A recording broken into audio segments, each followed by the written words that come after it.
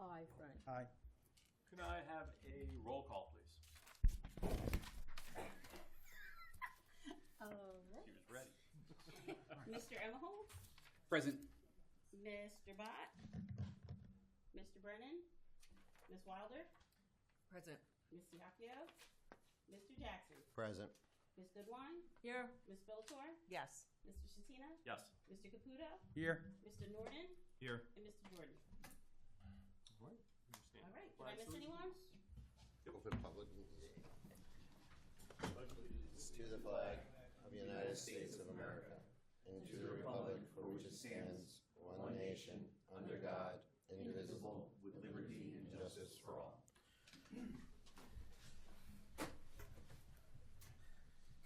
Let's see, correspondence, we only had some LOIs. Thank you. Adequate notice of this meeting has been provided as required under Chapter 231 PL 1975, specifying time and place for such notices being sent at the Times of Trenton, the Trentonian, and posted on the municipal building public notice meeting bulletin board. Thank you. Correspondence, we only had an LOI notice. Everything else was for applications. Do we have any board comments? Hearing none. How about minutes? We have June 23rd, 26. Everybody has a copy. Anybody like to make a motion to approve or a correction? I'd make a motion, subject to possible corrections. Well, they were already submitted. So I'd make a motion to those corrections. All right. I'll second. Thank you. Can I have a roll call, please? Mr. Emmerholz, Yes. Mr. Jackson, Yes. Ms. Goodwine, Yes. Ms. Wilder, Yes. Ms. Bellator, Yes. Mr. Shatina, Yes. Mr. Caputo, Yes. Mr. Norden. Yes. Okay. Did I miss anyone? All right. All right. Resolutions. First resolution, LU 26-0201, 45 Circle Drive, 10,000 square foot pole barn building. Anybody has a copy? Any questions? Motion? I have a question. On the the third whereas on page 1, the third line down, where it reads contracting business, comma, a use variance for the contractor treatment. I wasn't sure what was meant by treatment. I'm trying to get it to open. Oh. We've all been there. Bear with me, Kathy. I apologize. Sure, no, it's okay. Is it open? What page, Kath? 1. Third one, when they're referencing that. Does it have to do with the farming activities that they're doing with the tree service, or? It also appears again on page 7. But I just didn't know what it meant. Use variance for the contractor's treatment. Page 7. Maybe treatment isn't supposed to be there, and it's I don't just think treatment's supposed to be there. It's So probably it's supposed to say just the contractor office. offices. Yeah, And it's the same on page 7. the corrections will be made. Okay, and then I'm gonna, I'll just pass this down to you, and where the little pink tabs are, it's just things that, well, you'll see, they're We'll not, make the changes. yeah.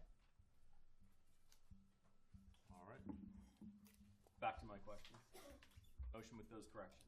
I'll make that motion. Second, anyone? I'll second. And a roll call. Mr. Emmerholz, Yes. Mr. Jackson, Yes. Ms. Goodwine, Yes. Ms. Wilder, Abstain. Ms. Wilder, Abstain. Ms. Bellator, Yes. Mr. Shatina, Yes. Mr. Caputo, Yes. Mr. Norden, Yes. and that's it. All right. We have resolution LU 26-05-01, and this is the one-story, two-car garage. Anybody like to make a motion, correction, question? I'll make the motion, but again, my little pink tabs will pink tabs will be Pink submitted for tabs. correction. Yeah, Be addressed. they don't Thank you. change anything, it's just, I think it happens with the cut and paste. Did I get a motion? Yes, I'll for second. me. Did I get that second? Me. Thank you. Can I have roll call? All right. Mr. Emmelholz, Yes. Mr. Jackson, Yes. Ms. Goodwine, Yes. Ms. Wilder, Yes. Ms. Spillitor, Yes. Mr. Satina, Yes. Mr. Caputo, Yes. Mr. Norden. Yes. All right, next item up is LU 26, LU 2026-18 ordinance, 2026-21, amending chapter 14221. And this is removal of computer and data processing. I only have, I think, a suggestion maybe with something, which is on page 2. They crossed off all the SIC coding. The start of letter C, there's reference still to the following additional SIC groups, so I think that should be stricken or removed as well. You make As a it should. recommendation. Other than that, I'd make a motion. Wait, which one, that was 2618, That's right? Correct, this is the one eliminating the data The- centers, computer and data processing services as permitted uses in the zone. Can I ask a question? It's only for this zone? It is for the MU ARCD zone, the OC, and the PCD zone. So there are the 3 zones that it's for. So any redevelopment areas are immune from this, right? If it is a part of a redevelopment plan, Yeah. the redevelopment plan would supersede the ordinance, but it's not listed as a permitted use anywhere else in the town. So this is just making it uniform that it's not permitted anywhere. If the redevelopment plan is later amended, you will receive a copy of it for review and consideration. Okay. So along with Dan's and my little pink tabs. You got it. Thank you. And so this is a motion finding that it is not inconsistent with the master plan. That is correct. Anyone? still a motion. I'll second. All right, can I have roll call? Mr. Emmelholz, Abstain. Mr. Jackson, Yes. Ms. Goodwine, Yes? Ms. Wilder, Yes. Ms. Spillitor, Yes. Mr. Satina, Yes. Mr. Caputo, Yes. Mr. Norden. Yes. Okay. Alrighty. Next up is LU 2026-19, ordinance 2026-22, amending chapter 142. And this is removing public and parochial schools from the R1.5 region residential district. I'll make a motion with my little pink tabs. Tabs in motion. Second, anyone? Second. And can I have a roll call? Mr. Emmelholz, Yes. Mr. Jackson, Yes. Ms. Goodwine, Yes? Ms. Wilder, Yes. Mr. Satina, Yes. Ms. Spillitor, Yes. Mr. Caputo, Yes. and Mr. Norden. Yes. Alrighty. Next up is LU 2026-20, ordinance 2026-23. This ordinance is amending Gordon Simpson Tract redevelopment plan, Route 130 South redevelopment area, heights being changed from 35 to 45 feet for commercial parcel. Motion, anyone? I'll make that motion. Second, anyone? A second. Thank you. Roll call, please. Mr. Emmelholz, Yes. Mr. Jackson, Abstain. Ms. Goodwine, Yes? Ms. Wilder, Yes. Ms. Spillitor, Yes. Mr. Satina, Yes. Mr. Caputo, Yes. Mr. Norden. Yes. Okay. Alrighty. Thank you, everybody. Next up is applications. Where we left off was LU 26-01-02, Charbel Building. We just finished testimony. We were ready to open up to public, but we only had a few minutes before 10, so we carried to today. So we are at the point of opening to public. That's correct. So can I have a motion to open to public? Motion. Thank Second. you. Second. The meeting is open to the public. I believe we have a representative for the association. We'll give you the opportunity to speak first. So please come on up. And just if I may, before we get into that, as a Class 1 member who can't do land use, I'm going to abstain and before the board takes any action. Okey dokey.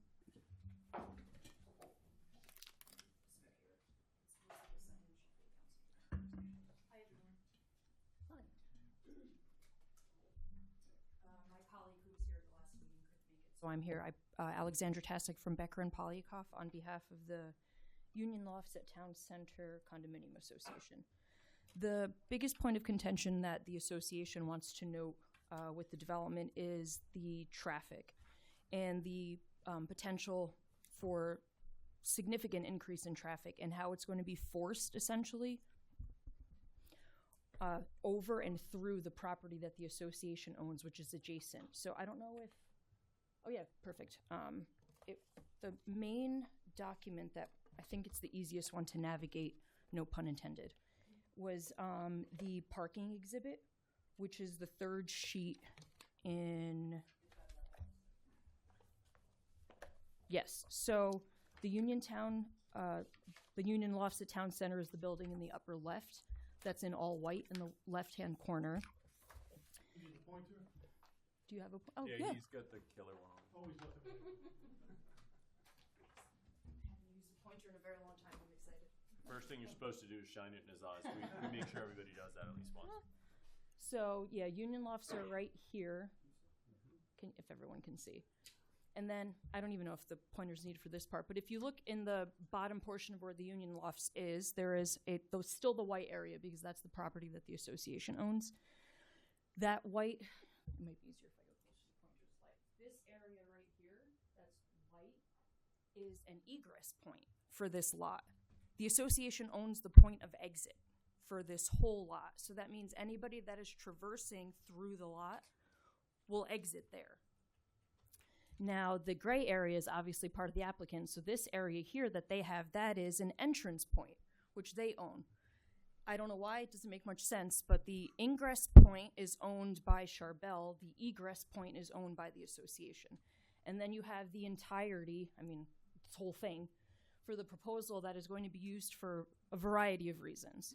And one thing to point out as well is that building right below the association here in front, that is going to be an Italian market has not been built yet. It's still under construction.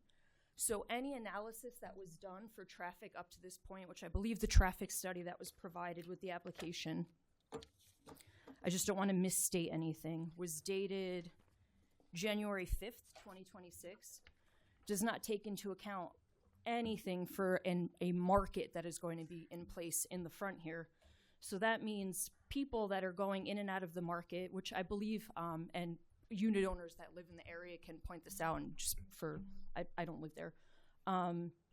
There's an area in the front where the proposed Italian market will be that's currently being used for, I believe, a real estate office. So a very small use, a commercial use.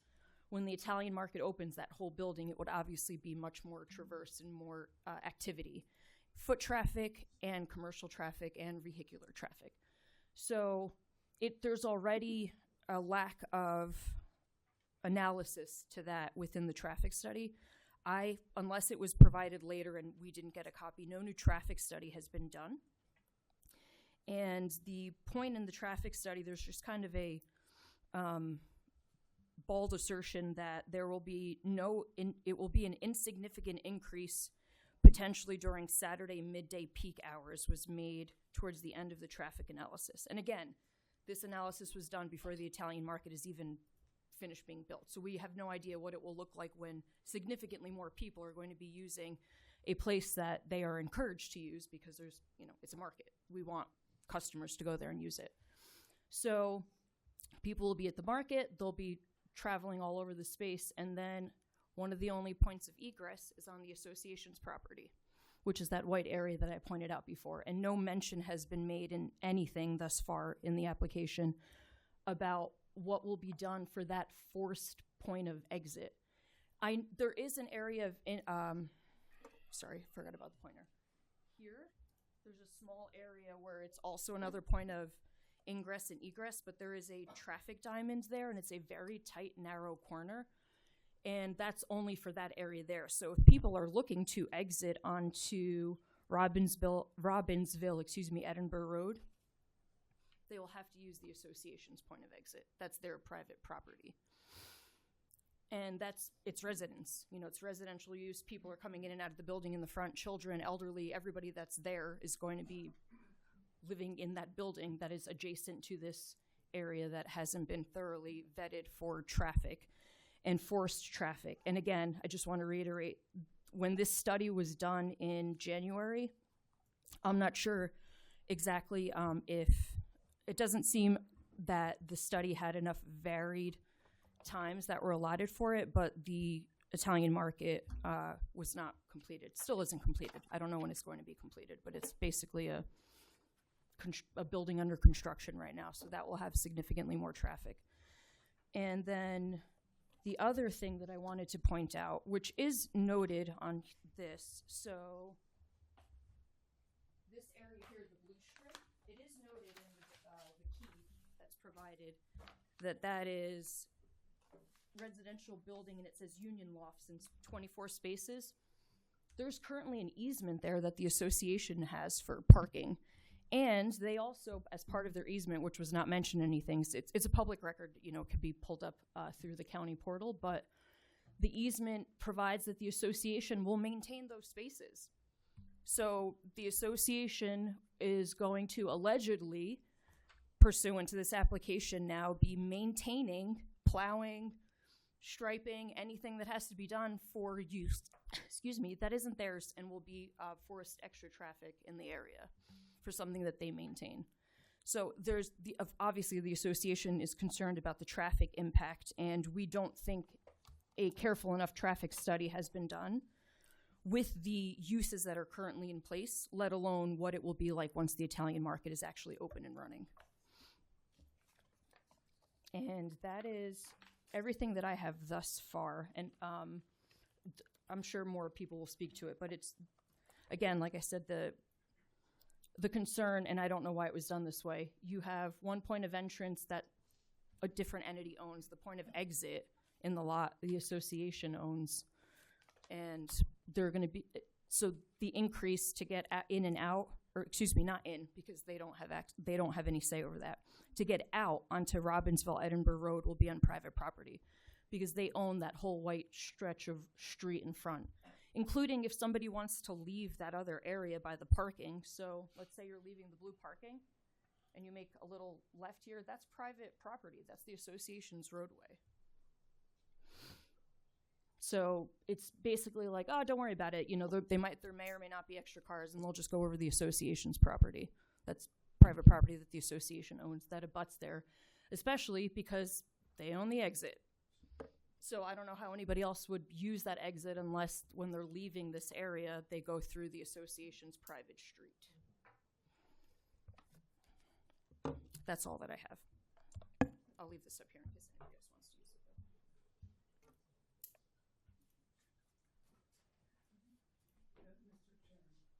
Do we respond, or do we wait for everybody to? We could do it either way, whatever is most efficient. What's your preference? I don't particularly care either way. I think we'll wait and then summarize. Okay. And try to make sure that, so I'll take good notes so we can handle the questions Sounds good. as best I can. Great. Hi, Are you an attorney? I am not. Then please raise your right hand.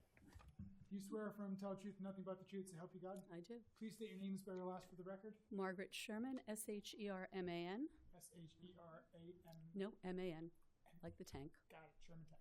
And your address, please. 968 Robbinsville Edinburgh Road, Suite 302, the Union Lofts Building. Take it away. Okay, my husband and I were actually the first people to move into that building 14 years ago in 2 weeks. So I was aware that that area was zoned to be commercial. I was not surprised when the Rite Aid went in. I'm not surprised that Dolce and Keller Williams are there. In looking at the proposals that Charbel has presented, they are literally trying to shoehorn 8 townhomes or 4 townhomes, stacked home houses, whatever way they want to call them, into that area. They're looking for no buffer where a 50-foot buffer is requested. They're looking for no buffer where a 100-foot buffer is requested. They're literally squeezing that into a space. During the traffic study discussion last time, as the attorney pointed out, they did a traffic study based on we're not sure what, because Dolce's not there, Keller Williams wasn't there. And I think it was Mr. Troy that pointed out that that pink rectangle up near the blue line was going to be 14 spots for employees to park. Dolce themselves have 14 employees every day, not counting the extra employees that they have during the holidays.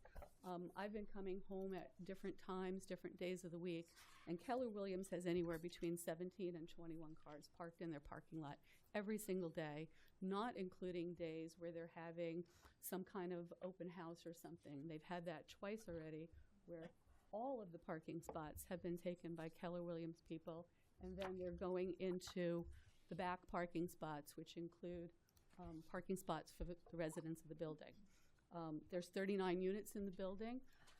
Give or take, there's 78 cars. So another question would be, if and when these townhomes get built, where's all this construction equipment going to be put? Are they going to be taking our parking spots? And then where are we parking when we're fighting with Dolce customers, Dolce employees, Keller Williams customers and employees as well?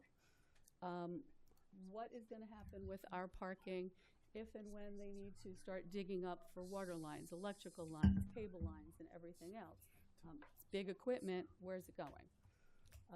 And as the attorney pointed out, we have the egress on the right-hand side, where currently people constantly try to make left-hand turns. Robbinsville could make a fortune if they just gave a ticket to everybody that made a left-hand turn out of there. So, that's another issue.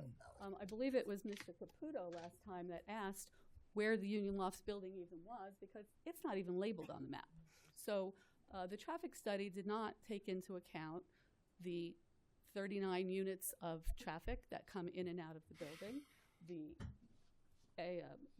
Amazon, the FedEx, the UPS deliveries that are coming all day long to that particular building before anything else moves in.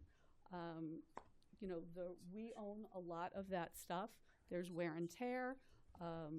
There's, what are we going to be doing with all of these people that are literally shoehorned into a space?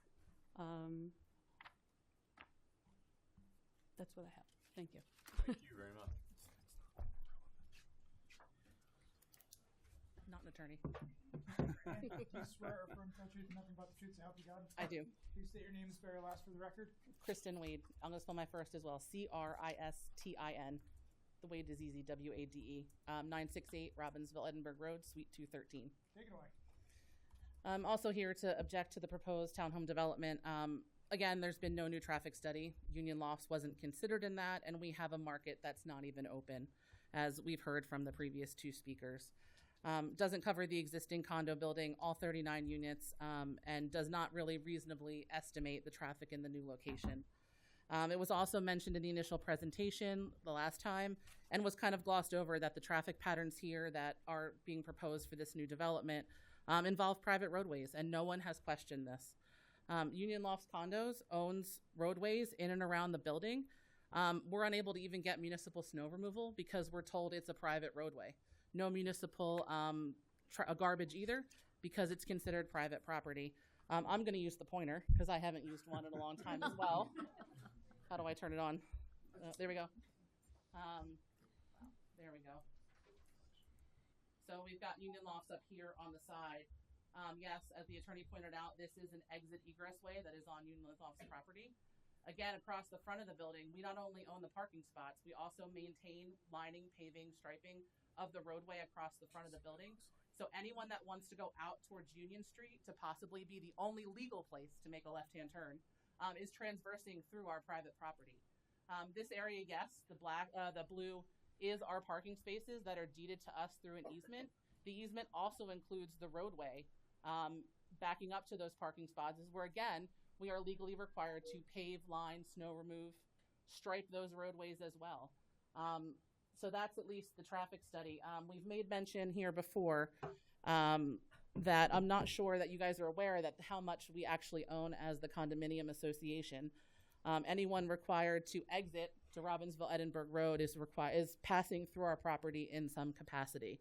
Our 39 units are responsible for paying the costs of paving, lining, striping, snow removal. Anybody that's coming through from the retail has transfers through there, these new units as well. It was mentioned in the current site plan directs the traffic patterns emergency vehicles, because that was a question at the last land use board meeting. How are the emergency vehicles going to access these new townhomes? We were told, and whoever testified under oath mentioned that they can't use the exit on Route 33 because this entranceway is too tight for any of the fire trucks to make any kind of turns. And we were told, oh, they will enter here.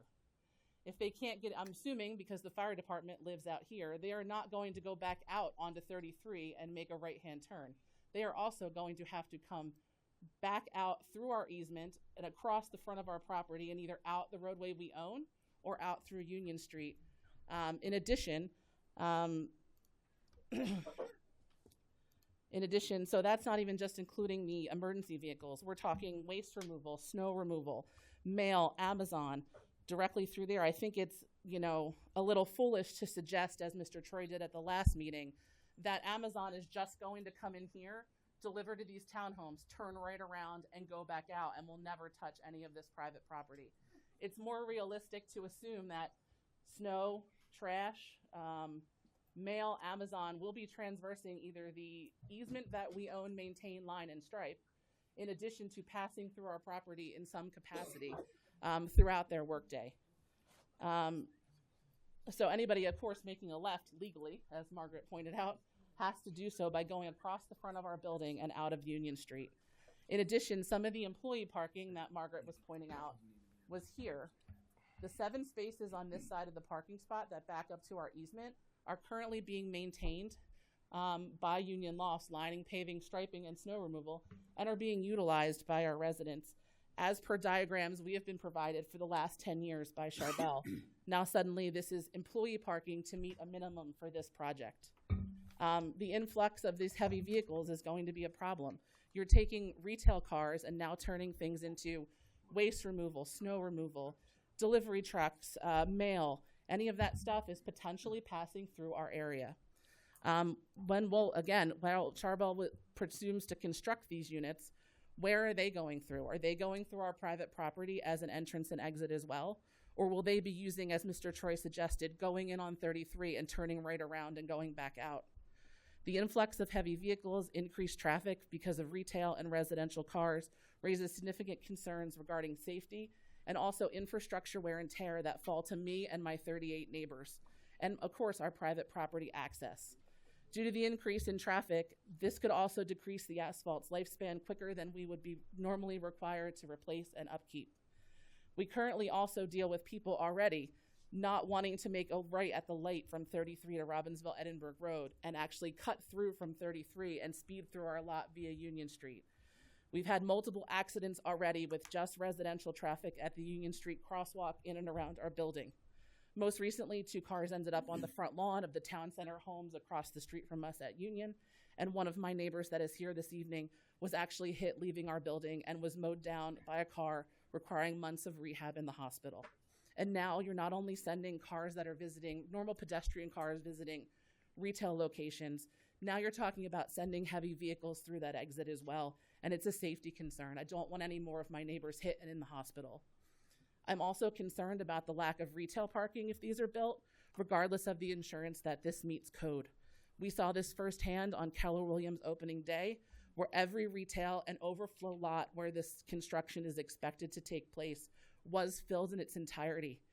And their cars from their opening took every residential spot that was open in our lot, regardless of the fact that they were signed for our residents only. They parked in our handicap space. They parked in our fire lane. They made their own parking spots. How are we going to keep retail patrons out of our private lot when the overflow lot is gone? We have signage. Our property manager ended up calling Robbinsville Police to sort it out and to remove the cars that were parked illegally. Yes, we could tow, but community affairs requires proper notification. And this is all parking and problems on land that we own and maintain as homeowners of the condominium building. We assume we're going to face the same issue at Christmas and Thanksgiving when Dolce is mobbed, as we all know that they get mobbed around the holidays. I've seen what's happened firsthand in their own location. So as Margaret pointed out before me, we have approximately 25 cars at Keller on any given day. Dolce is not even open. We haven't even seen a realistic holiday season, busy season for Dolce and their new location. Getting rid of this overflow lot is very concerning from a safety perspective, not only through the amount of retail cars visiting the location, but now you're adding in things that need to service the townhome like snow, trash, other kind of waste removal. We also have no clarity if parking needs to be excavated in our lot on our easement for sewer or water for these new homes, and if we'll lose access to our parking in our building during construction. Currently, we see markings of utilities from the initial survey that was done. How are we going to be taken care of? I said, if we lose, part of our parking lot, where is this construction equipment going? Where are our residents supposed to park? I'm sure the residents that live on Union Street, they already have very full parking on the curbside. They had overflow as well when we've seen these events at Keller Williams, and it's flowed out onto Union Street. Where are we going to go? I respectfully ask the board to not approve the housing plan as stated, to please review the traffic plan aspect of the developer's plan, as much of their plan involves traversing a private lot at both exits onto Robbinsville Edinburgh Road. And I ask the board to please press pause and revisit an alternative traffic routing that does not impact the private roadways owned and maintained by the condo association, and please put our neighbors' safety at the forefront. Thank you. Thank you.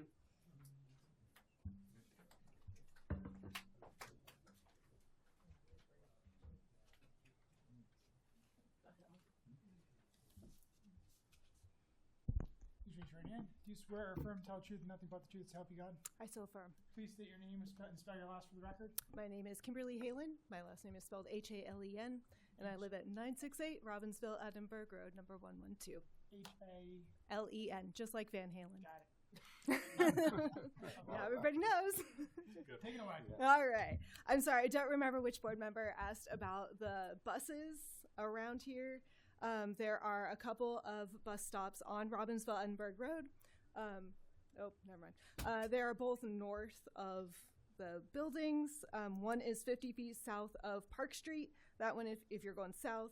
And there's one 205 feet north of Park Street if you are going north on Robbinsville Edinburgh Road. Those are between probably a quarter of a mile and half a mile away. There's also another bus stop on Robbinsville Allentown Road and US 130. It's right near the Robbinsville branch of the Mercer County Library System. So I just wanted to make sure everybody was aware of that. So in addition to everything that everybody else has said, I would like to state that as shown with last month's practical filibuster of this meeting, Charbel does not act in good faith towards its already existing residents. That would be us. When Charbel came to fix the windows in our building, they took 2 years. I'm going to object to this. I'm going to take care of it. So I understand you may have a... Hello? Yeah.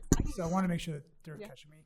I understand that there may be a personal issue or civil issue between the residents of Union Loft and Charbel. Mm-hmm. That has nothing to do with this board, and this board is not allowed to consider that in testimony. You can't even consider any of the information.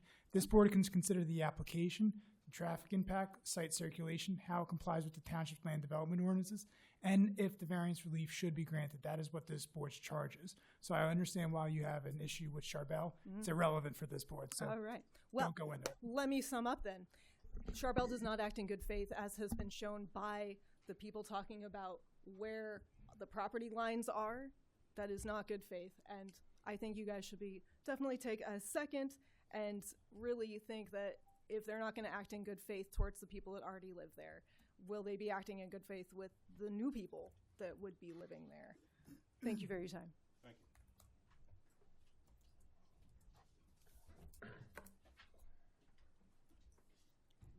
Ma'am, please raise your right hand. Do you swear or affirm to tell the truth and nothing but the truth to help you God? Yes. Please state your name and spell your last for the record. My name is May Ping Kao, last name Kao. K-A-O. Yes. Take it away. Okay. I live in the Union Loft since 2016. I'm at Suite 208. On May 9th, 2023, I went to a walk in the community park, came back home, just about to cross the street. In the middle of the crossing, on the pedestrian crossing, to go back to my home, a car came out from Union Street, make a left turn, hit directly on me. made a permanent damage on my face, on my hip. I was in the trauma center for 8 days. I was in the inpatient rehab for 3 weeks. When I was sent home a month later, I was on the wheelchair. It took me months to recover, to be able to stand up and walk again. That's how bad that Union Street make a left turn. It's a stop sign. I have no idea why the driver made a left turn while I was crossing the street. That driver lives on the Union Street. That's 2023. That's a residence already busy enough for people to go in out daily, making left turn there, without the Kelly Williams, without the Dolces moved in. That's without the Schaubert proposing of the 8 unit of the townhome. So that's a big concern of the safety for all the residents, existing residents, and maybe the residents in the future coming into this community to go in and out Union Street. I would like the board to really seriously consider approving this Schaubert project for thinking the people there. How many daily in and out people have to go in from Union Street, and how many accidents already happened in that intersection. A big project for you guys to really study and make it in consideration before you consider for Schaubert to put in more residents living in that space. Thank you. Thank you.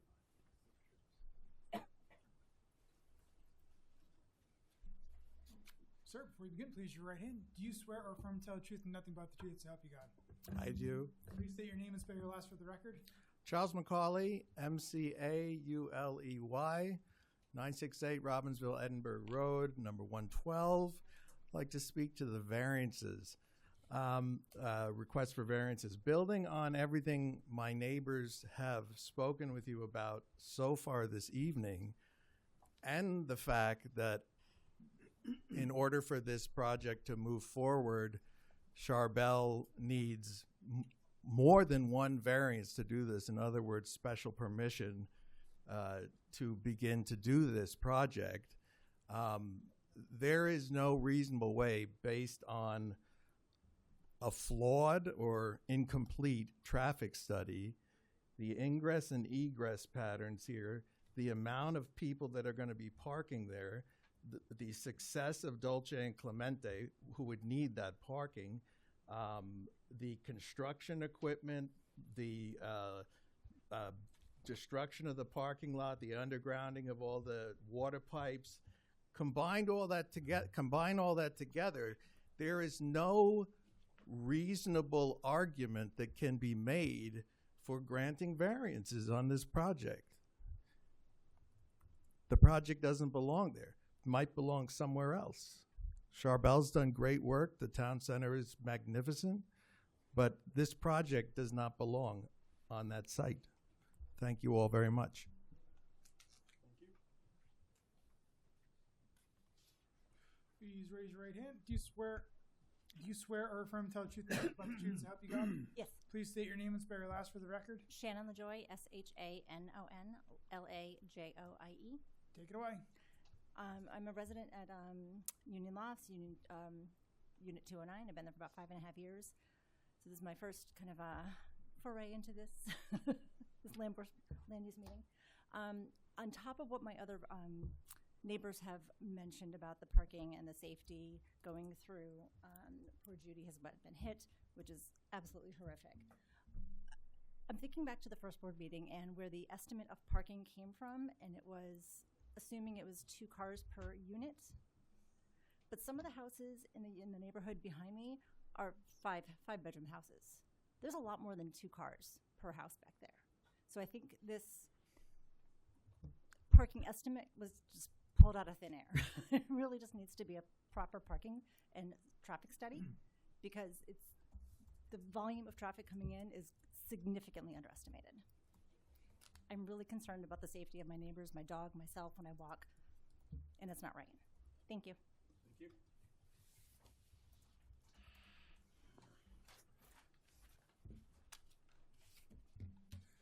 Sir, do you swear or affirm to tell the truth, nothing but the truth to help you God? Yes. Please state your name and spell your last for the record. Fred Miller, Miller. A little bit easier name than, okay. I am a resident. My wife and I are retirees. We live in 968 Robbinsville, Edinburgh Road. After 40 years teaching overseas, we decided to retire in Robbinsville because it's a beautiful town. And after Sir, last month's I don't mean to throw you off, but could you just give what suite you live in as well? Oh, I'm sorry. Okay. Well, I didn't want to get any bad press from anybody that No, whatever I that's say. I'm okay. 204. Thank you. Keep going. You're welcome. All right. We chose Robbinsville because it's a beautiful town. Anyway, last month, after we were not allowed to present the other side with the building and all that, after 3 hours, the Chevelle, and I would agree with one of my neighbors that live in that might get some blowback from this, but I do think it was a little bit deliberate. I thought we should have a chance to speak to what was said for 3 hours. Anyway, I did submit a letter. Whoever, maybe one on the board, I understand it wasn't allowed to be seen by any of you because then it would not have been accepted. I would like to submit this letter as a record. What is that letter again? I'm sorry. Just something that I wrote that I wanted to express my thoughts about last month's meeting. Can you read it?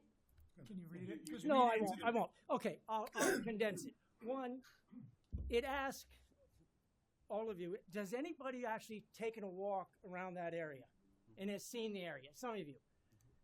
Wouldn't you think that you're actually putting a square peg into a round hole? I cannot believe we are actually thinking of putting 4 large townhouses in that area with all that traffic. We're talking about Clementi's, Williams, Harpoon also uses that as a parking lot. I really think it's hard. And I still remember the 3 words that someone from Chappelle's Associates and said, reduction in traffic. How is it going to be traffic's been talked about quite a bit tonight, but how is that going to have a reduction in traffic after all this is built? 4 3-bedroom townhouses, 4 2-bedroom townhouses. That's a lot of people, a lot of cars. I just think it's common sense. Why would you want to put 4 large townhouses in that area? Enough said. Thank you for listening. Thank you. Mr. Miller, just so you're aware, with the 10 o'clock stop, this board has a long-standing policy through as long as I've been here and my predecessor that when 10 o'clock hits, it stops the application. So I know why it may appear to be deliberate when you're sitting there as a resident and you're like, I just want to say my part. It is the board's policy, but it wasn't deliberate. It's just they treat every application the same. 10 o'clock, because this board are volunteers. And I just wanted to show my support for one of my colleagues about, she used the word filibuster. I think there was a lot of information from Chevelle, very important, very good information, but I think it went on and on and on. It did not give us an opportunity at the time to talk. I understand what you're saying. Thank you.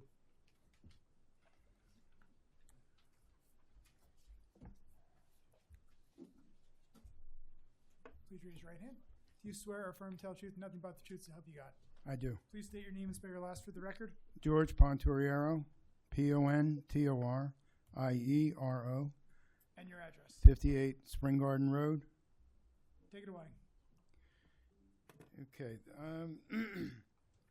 There's been a lot of discussion regarding safety. Basically, there's a 2.5 acre commercial property here, and they want to put a ½ acre of residential with a total of 16,600 square feet on that ½ acre. And they've discussed all the parking, 2 spots per unit, blah, blah, blah, blah. Okay, but the bottom line is it's in the middle of a commercial lot. And no one's talked about the safety of the people that would live there. So there's no yard for any children. Is this going to work here?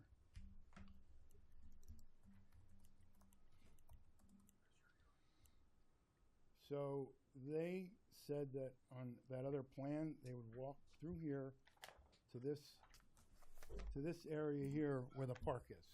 Let me go back. So, Hang on, I'll go back. I'm sorry. We're going to switch the slides. okay. Make it easy for you. Go ahead.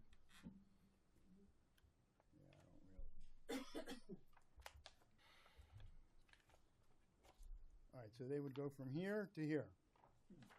Okay? So there are 2-bedroom and 3-bedroom units. So, and there's a 1-car garage for each unit. So if a family moves in there with an 8-year-old or a 10-year-old, and they get their bike out of their garage, they're in the middle of a commercial parking lot. And we've heard all this, the traffic study issues with the sanitation and the delivery and plow trucks and this and that. It's just not a safe thing for the people in the new residence. It's not a safe thing. I wouldn't want my grandchild coming out of that building and walking to that park. And not only that, it'd be out of sight, out of mind. That's all I have. Thank you.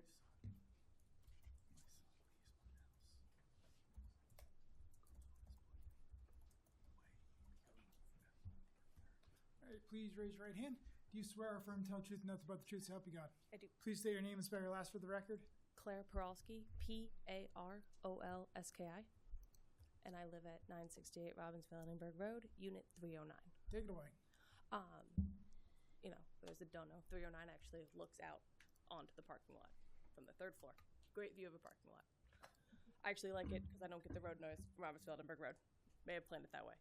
I've lived there for 8 years, and I have noticed, I'm gonna talk the way out the back, so right next to where these townhomes are built, I can probably count on one hand how many people I've seen actually go out that way. Because, I mean, I've never done it in 8 years. I've come in that way. I don't like the optics of coming out, and, I mean, we all know how people drive. Everyone drives too fast. Sure, we're all guilty of it at some point in time. But you come out, it's kind of a blind turn a little bit, I feel. Other people might not agree with me, which is fine. But you come out, yes, you're only forced one way, which is fine if you're going in that direction. But I do think you're the safety risk coming out that way. Because I have not seen, my windows are open, I can see, just like anyone who comes in that back way can see directly into my, well, you can see my television. But, you know, you can see in, I can see out. No one really uses it. It's just a point of notice that I've noticed over the 8 years that no one really goes out that way. You can say they might if you build them there. Those residents potentially could. I cannot speak for future residents that may or may not be there. But they might use it, they might not. Thank you.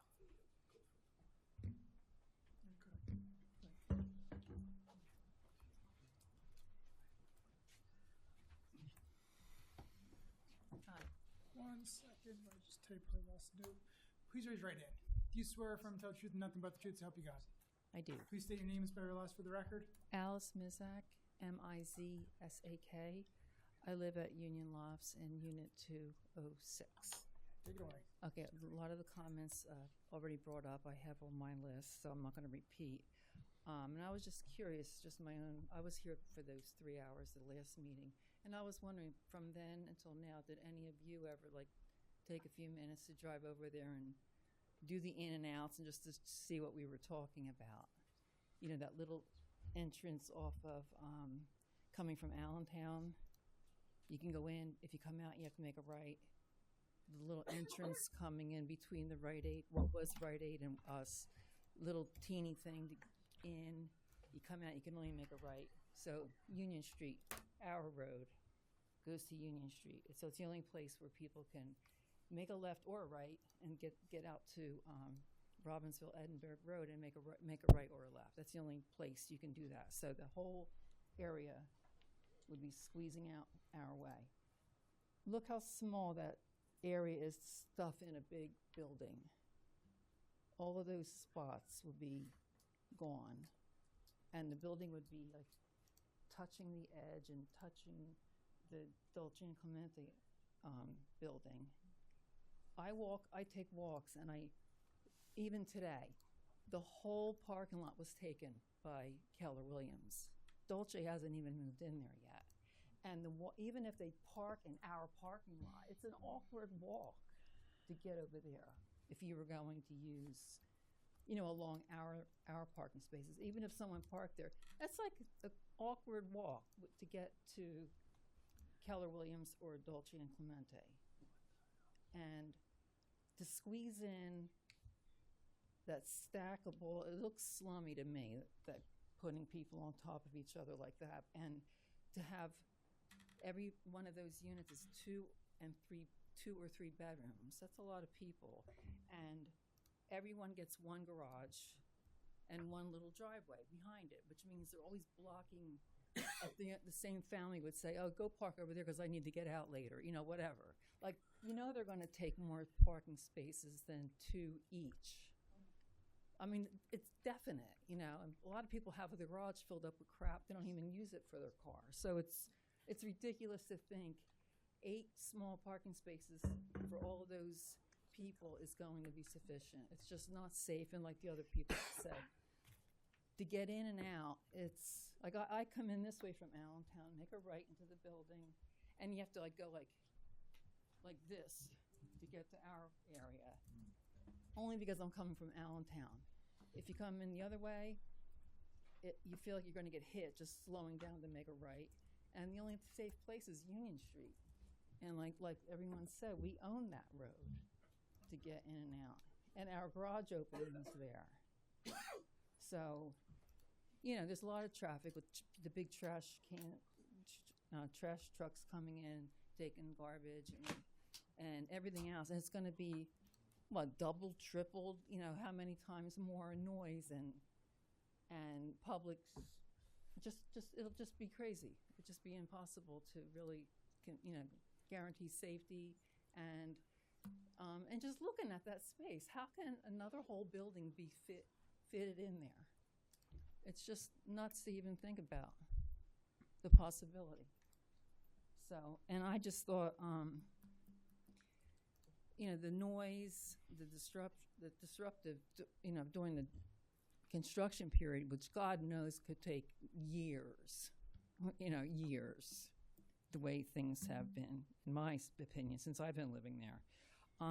There's a total lack of safety and thought put in for this. And the building, it's just going to be a mess for everybody involved. So that's my say. All right, thank you. Thank you.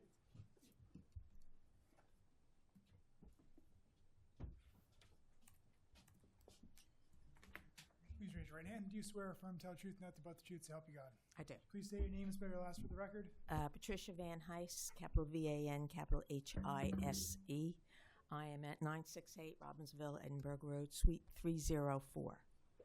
We are at could you put the map up with the pink and the blue parking? You got it. Oh, I don't know if I can do it. Okay, let's just start where the real estate agency is. Yesterday, they must have had a luncheon, because every pink spot all around the whole building and into where they're going to put townhouses, they were parked there. I don't know if they parked in that little rectangle up there that's supposed to be for Dolce's people. What I also have not heard anyone talk about is the entrance from 33. Now, right now, there is no traffic. Robbinsville, Edinburgh is very quiet.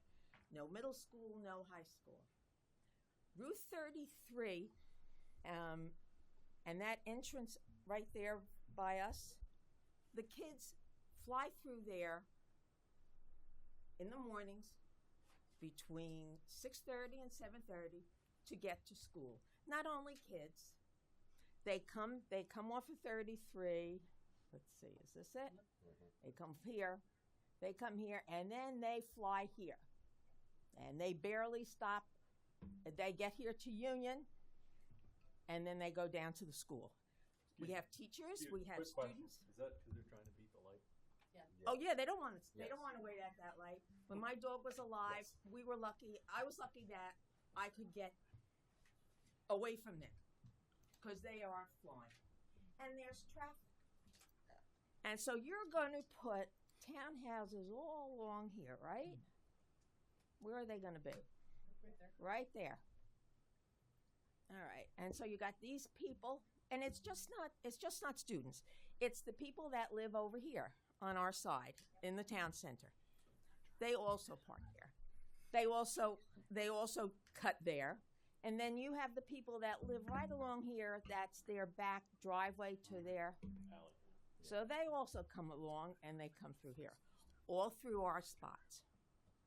I also, even when you had that, you added that blinking light up here to cross Robbinsville Edinburgh Road. I was almost hit twice.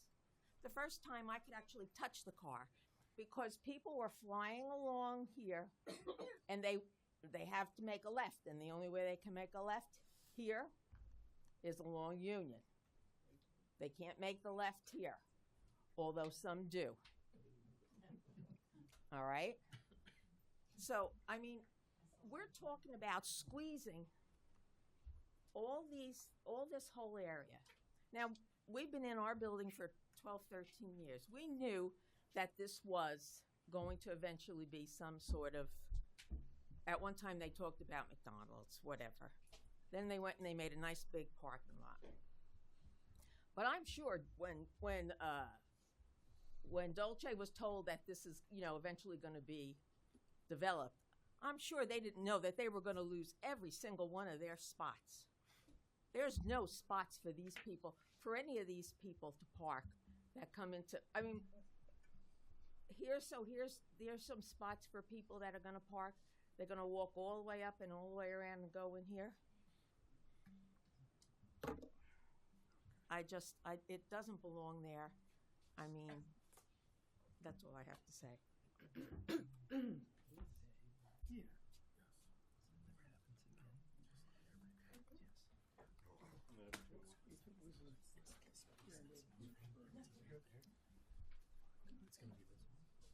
Yeah, it's Raise your right hand. Do you swear or affirm to tell the truth, and nothing but the truth, so help you God? I do. Please state your name and spell your last for the record. Sure. John Rook, RUCH, 11 Spring Garden Road. one of these two. My primary concern with this design is that it's a deviation from everything else that's built along Route 33 in Town Center. Town Center, we spent a lot of money planning Town Center with commercial and residential sections. And part of it was make it look livable and walkable with a mixture of commercial and residential. Everything else along 33 is commercial downstairs, residential upstairs. There's no street level residential along anything that was part of that Town Center section along there. So I don't know why at this point we throw out that design that we established years ago. So that was my comment there. We are defeating ourselves of prime commercial real estate. We're hurting existing commercial tenants by allowing this. And I do think it's a safety issue for residential traffic coming in there. I think the commercial traffic and the residential occupancy are not a great mix right there for the reasons stated. We also don't have great safety crossing Route 33 anywhere in that area. The only crosswalk is down by Starbucks, I believe, or maybe some crosswalk across Harpoon Willie's that goes to nowhere. There's no sidewalk on the side. So you will see kids come across 33 in that area and cross in that area to go across 130 and continue on this side. They cut across because our sidewalk's on the other side of the bypass. So that's all I wanted to mention. Consistency with existing design is my concern. I also, as a big fan of Dolce Clemente, as a 30th person in line for my catering, want to be able to park there at the holidays. So I hope we support our local businesses and encourage them to invest in Robbinsville. Thank you.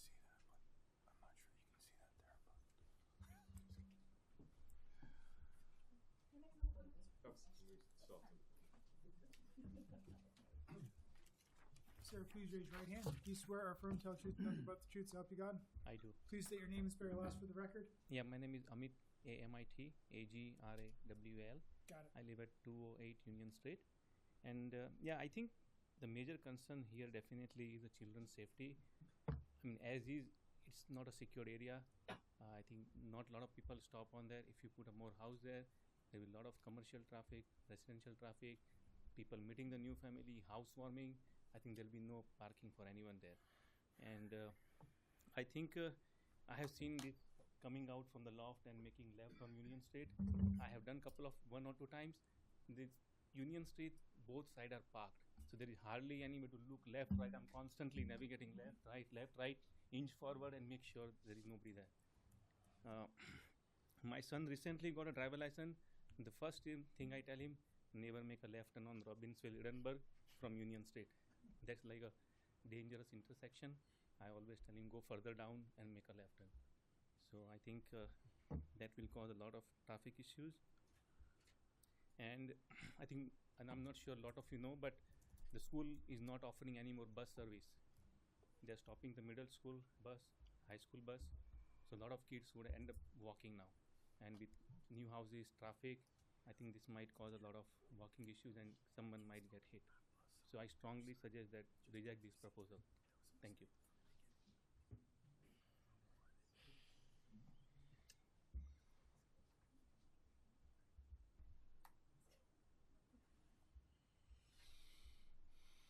Did you have anything else you wanted to cover?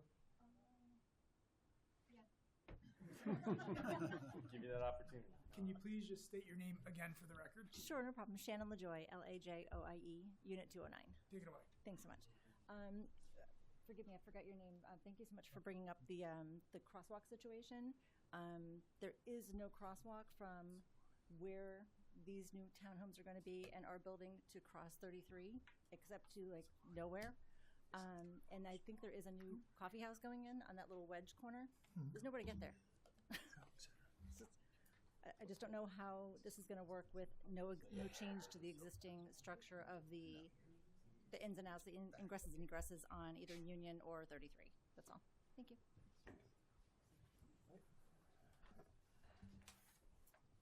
I'm not seeing any other public. A motion to close public. Motion to close. Second. I believe you were taking notes. You want to address some of the items? Yeah, I was trying my best to take notes. I think that a lot, from what I heard, there was a lot of questions about traffic. And I think it's probably best for me just to bring up our traffic expert to answer those questions.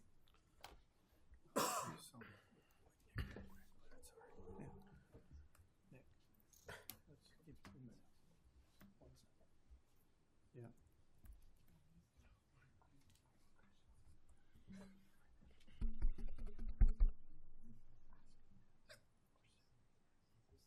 No, you can ask. I think she can ask questions. No. Yeah. Otherwise, it'll go on. Yeah. If you have questions, you can bring up the radar map. Okay, I'll wait. Yeah, okay. And Nick, do we need to swear him in again? I'm just going to remind him that he's okay. It continues.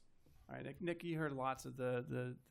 I know you were taking notes too. Yes. You heard a lot of the comments from the members of the public. Can you just kind of run through your responses to some of those questions and comments? Yeah, so the first comments I heard related to the traffic study. So I'll give a quick synopsis of the study again. January 5th, 2026. What's included there is a comparison of what was there previously, what's going to be there in the future. There's tables in there that show Dolce Clemente, Keller Williams, 8 townhouses. So it has all of the development on the site.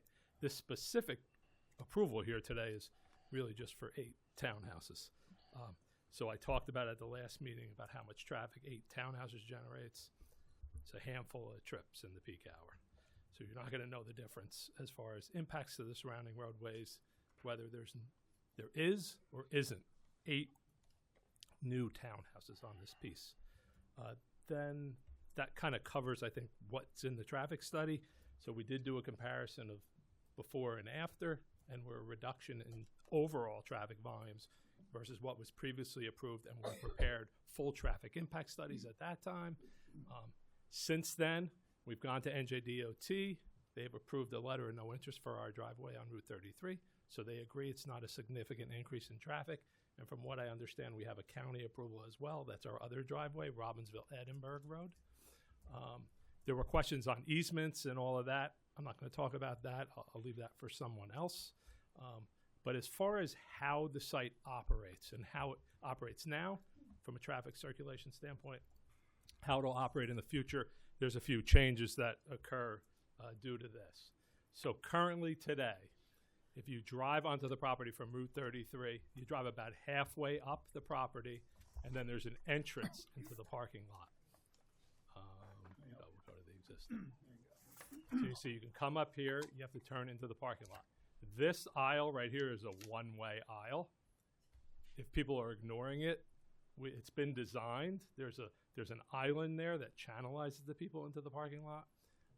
So people may choose to, unfortunately, choose to skip the traffic signal and come through the property in that direction. In the future condition, we've made it less likely that they're going to do it, because now our turn is way down near Route 33. So if you come in here and you want to cut through, you're not going to drive all the way up. I mean, maybe you will, but you have to drive all the way up this one-way aisle in the wrong direction, or you have to drive all the way around the building and then come out either here or go all the way to Union. So you'd have to drive all the way around the building. I think this new plan actually makes it a little more circuitous. So potentially it could reduce, it's going to make it take longer to get through the property. So I think it may be a benefit to the cutting through. But looking at this, just so everyone understands, there was a comment on not a lot of people use the 33 driveway. The reason they're likely not using it, well, the Rite Aid, when it was there, it didn't, obviously the reason why it's not there, it wasn't generating to its potential. And most of the people were parked up here near the corner. That's going to change here. Our use is right near the driveway. The Dolce Clemente is oriented more towards Route 33, so I think you might actually see a shift of traffic to go towards 33 and away from Robbinsville Edinburgh Road. The only people from the new townhouses that are going to choose to go out the back is someone that wants to go east on Route 33 towards Route 130. It's 8 townhouses, so maybe one of the 5 trips might decide they want to go out and go that way. So, if one extra car goes in that direction, I don't see a change from what's going to happen. The general circulation of the site is similar, so that kind of covers what I was thinking about circulation. Last thing is parking. We're 20, let me see what the number is. So the ordinance requires between 64 and 84 spaces for the commercial and the 8 townhouses. There are 99 parking spaces on this site. That takes out the spaces for Union Lofts. So we're actually 15 spaces over the maximum. We need relief for the 15 spaces over. So to come and complain about how much parking, we're exceeding the ordinance and actually asking for the board here to grant something. We could have came here, got an approval, and built somewhere between 64 and 84, and parking would meet the ordinance requirement, and there would be no argument because it would meet the requirement. We felt it was beneficial to ask for the deviation and to build more parking in order to make it easier for people to park on the site. And it's well laid out. Most of the parking is near the commercial with some spillover parking in the rear of the building, which are those excess spaces that we've done over the ordinance. So I'm more than comfortable with the number of spaces here. And everything we've done has assumed all of the 3 uses on the site. Townhouses, Dolce Clemente, Keller Williams. Everything we've done is to plan for all 3 of those uses on this property. And can I just ask one, just a clarifying question? So there were some comments about the Union Lofts parking, which we've kind of indicated here in blue. That's not the only location where they can park. There's parking on their site, correct? Yeah, so the white area in the top left corner, there's head-on parking. I guess we'll go. 41 spaces under the building, as well as those 24 and parking here along the face of the building. And as you said before, the vast majority of the existing conditions and site circulation are remaining the same even with this proposal. But we had given thought to changing that entrance and exit off into and out of Route 33. Correct.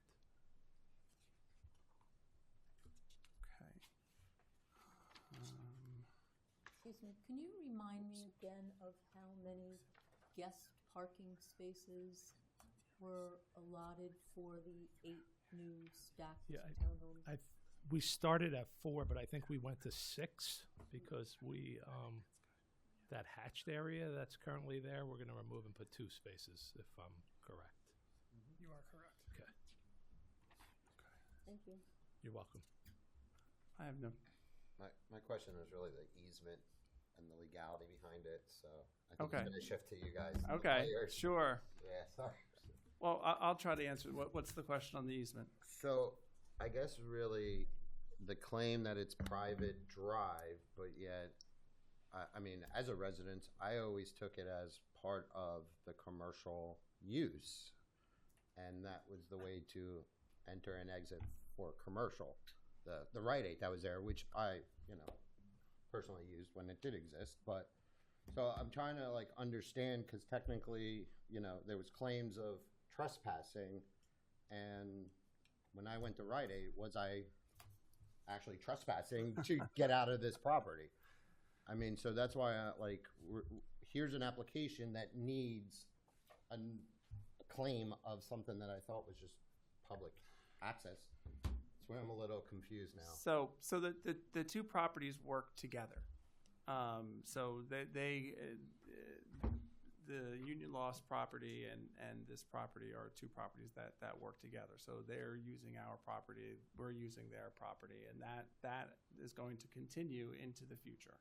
Is there a cross-access easement? There is an easement regarding the parking.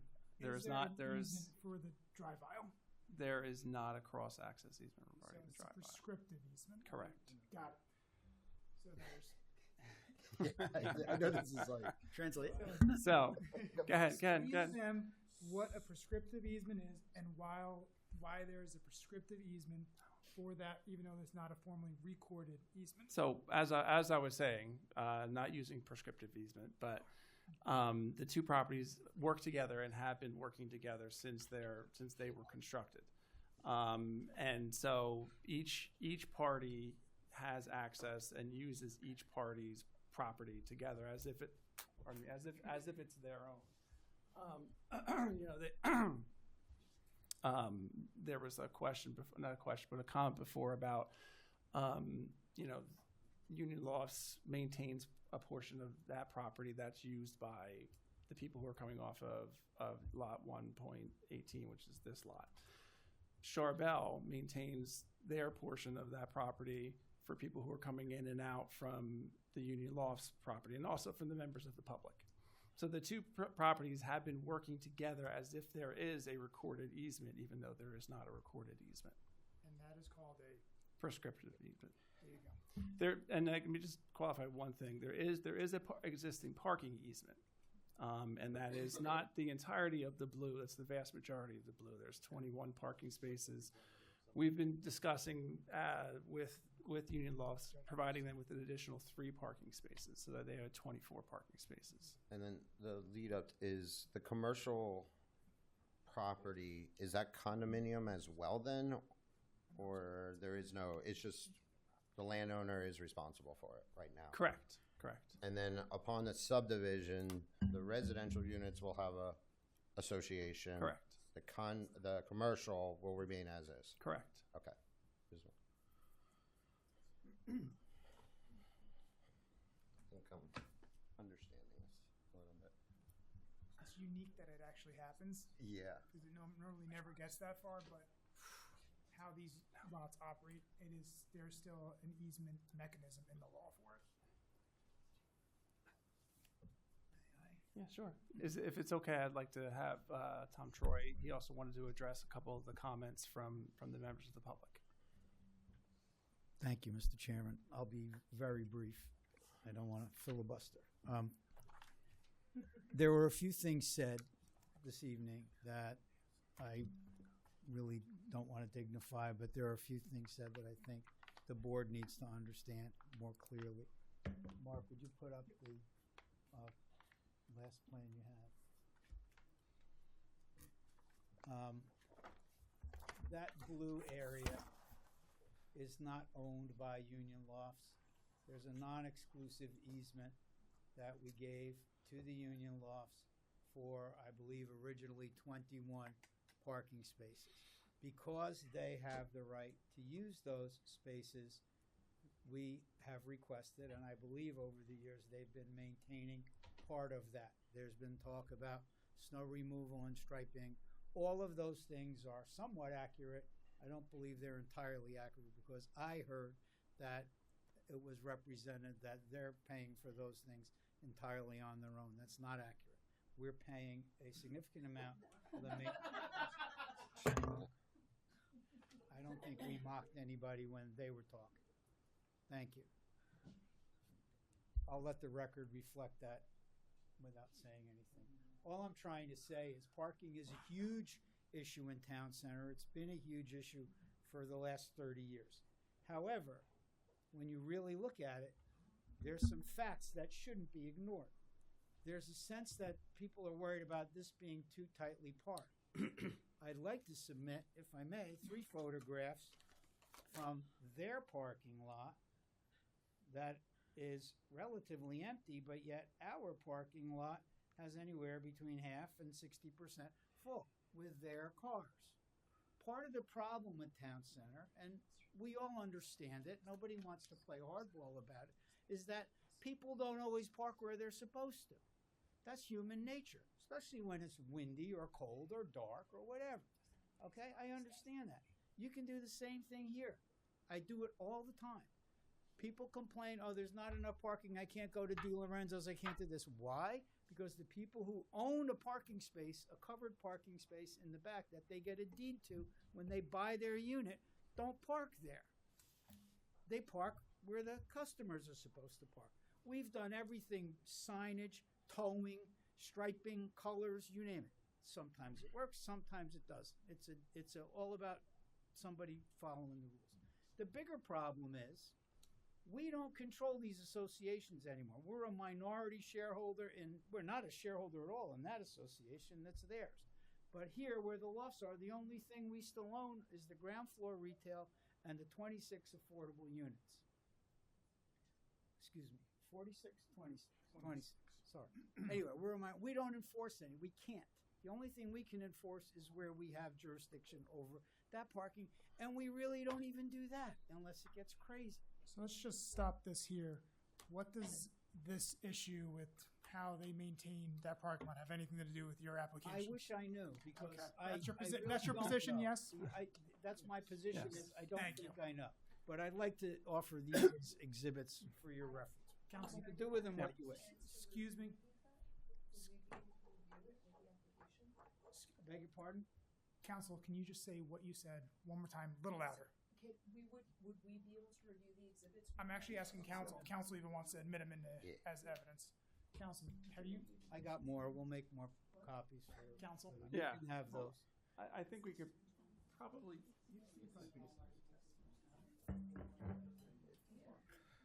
Those are pictures from the last 3 weekends in June. I purposely went there on my way in or out from other places, and I said, you know what, I'm curious to see how people are using these spaces. My problem is, yes, people complain about parking. Yes, when Keller Williams has a big event, they are going to take those spaces, and guess what? Today, when they had an event, they used some of the overflow spaces across the street, which is exactly the way Town Center was conceived from 30 years ago. Not many of you folks were here. I was, my colleague was, some of you folks were. The whole idea here was not to put big empty parking spaces in front of buildings where they're never going to be used. And you know the best example of that is at Foxmore across the street, okay? That was not what we were going for. What we're very happy about here is that the parking is very effective. It really does work, even in the busiest season, even on Christmas Eve when Dolce's got people walking in. Yeah, you know what you do? You park over here on one of the streets somewhere and you walk there and you get your order. Or somebody drops you off and then they come back and pick you up. That's how cities work. That's how downtowns work. I heard somebody else say something, Mr. Ruck, whom I've known for quite some time and I respect, brought a comment up about don't make that a non-commercial rateable. We've tried to make it a commercial rateable for the last 16 years. We haven't been able to find somebody there yet. No, I'm not complaining, I'm not crying. What we said was, what can we do here to finish the development of the project in a way that transitions from what it is to what it can be? And when you look at what's left, you've got 2 single-family homes here. I think there's only 2. I think there's only 2. And it goes from a very narrow piece and it transitions into our piece. That's why we went with what we went to. We want to transition. We want to transition from that. So, sorry, I don't mean to interrupt, but you went over this in great detail, your first testimony. I understand I know you're very passionate about it, but we did so this. I will not fill it. You hit it right. He's very passionate about the project because it is a good project. I do have a question. Shoot. Maybe on the legal side, but let's assume that there wasn't a subdivision request. Would they have had to come before the board to bring in the 2 tenants on the commercial? No, because It is a use, right? So the reason why, for the commercial, why they could do it on their own is because the township has a site plan waiver exception if the exception or modification is less than a certain amount of feet, and it fell within that certain amount of feet. It didn't add any additional parking, so there was no new variances required. So they didn't need to come to this board. They were only required to come to this board for purposes of the townhouse, and the only reason why it's a subdivision is because they're going to be condos, and it's for financing purposes. So I guess, and I do agree, I understand the traffic. I mean, I've lived in this town practically my whole life. I've watched this get developed. I've used the commercial site over there. But part of me, I understand traffic, but the use is allowed there. So where I'm struggling right now is, does the 8 townhouses create this traffic that's going to impede the whole site? And that's kind of not really. I mean, what are we talking about? Maybe 8 cars, 10 cars? 16, how many more cars can we really talk about for the townhouse? And that's what kind of creates where we're at today. Correct. And that's where I'm that's my challenge right now on the legal side. Yeah, when you're deliberating, you have to consider the traffic testimony, what the Correct. traffic impact is, and what the traffic impact is based off of this use on the total zone and how it has the impact on the intersections, the level of service, and that was a testimony that was provided. And if I may, just to round out the question about the variance, the use variance, regular townhomes, traditional townhomes would be permitted on that parcel. It's the stacked townhomes that require the variance, and that's because the town center plan is very deliberate about building types, architectural controls of building types. So if they were regular townhomes, there wouldn't be the variance. Still would be a subdivision, but there wouldn't be the use variance. Okay. Just a comment. I know a lot of people use this terminology, but it gets mixed up a lot. We talk about traffic and we talk about parking, and they're 2 distinctly different things. I just want to make sure everybody understands that, because it makes a big difference when it's presented to us. When we talk about traffic, we're talking about the addition of 8 units and what they add to the site, what they turn in and turn out. But what a lot of residents here are thinking about is they're thinking about Dolce and the traffic being generated by the existing tenant. Not what we're hearing tonight. We're hearing an application that's associated with the 8 units that are there. So when we talk about traffic, that's the information he's presenting. And I know when you present it, it's not, I want to make it clear, it's not intended to be, he's not hiding the other traffic that's going on. His focus is the application of the 8 units, which is what we have to look at, right? Now, Don't we also have to look at this in its totality? right. So Yeah, then yeah. there's congestion associated with it, with the parking, and then we have to address the parking. But they have the parking numbers to support that. Well, you have to address it's a use I just want to make variance. sure people understand there is a difference between the two things. And with regard to being able to go No. through the parking lot and you know, people are going to do what they are going to do, but the more open it is, the worse it generally is. The more closed up it is, it's usually people aren't going to see their way through.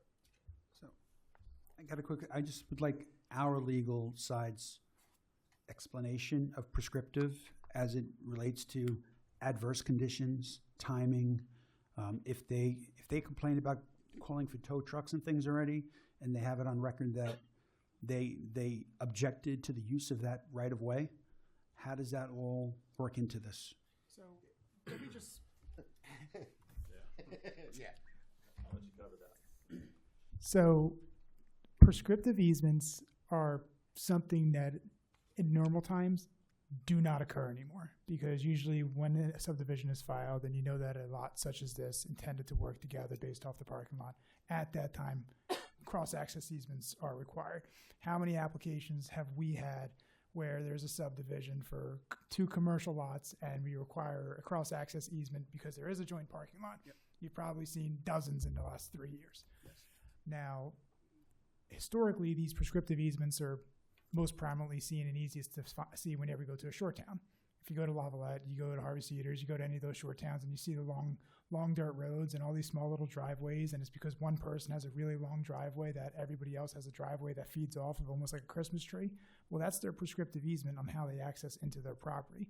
It's utilized by all lots for the prescriptive purpose of gaining access. But is it a documented easement, or No. is it just It's common based law. on history, common law type It's of thing? common law.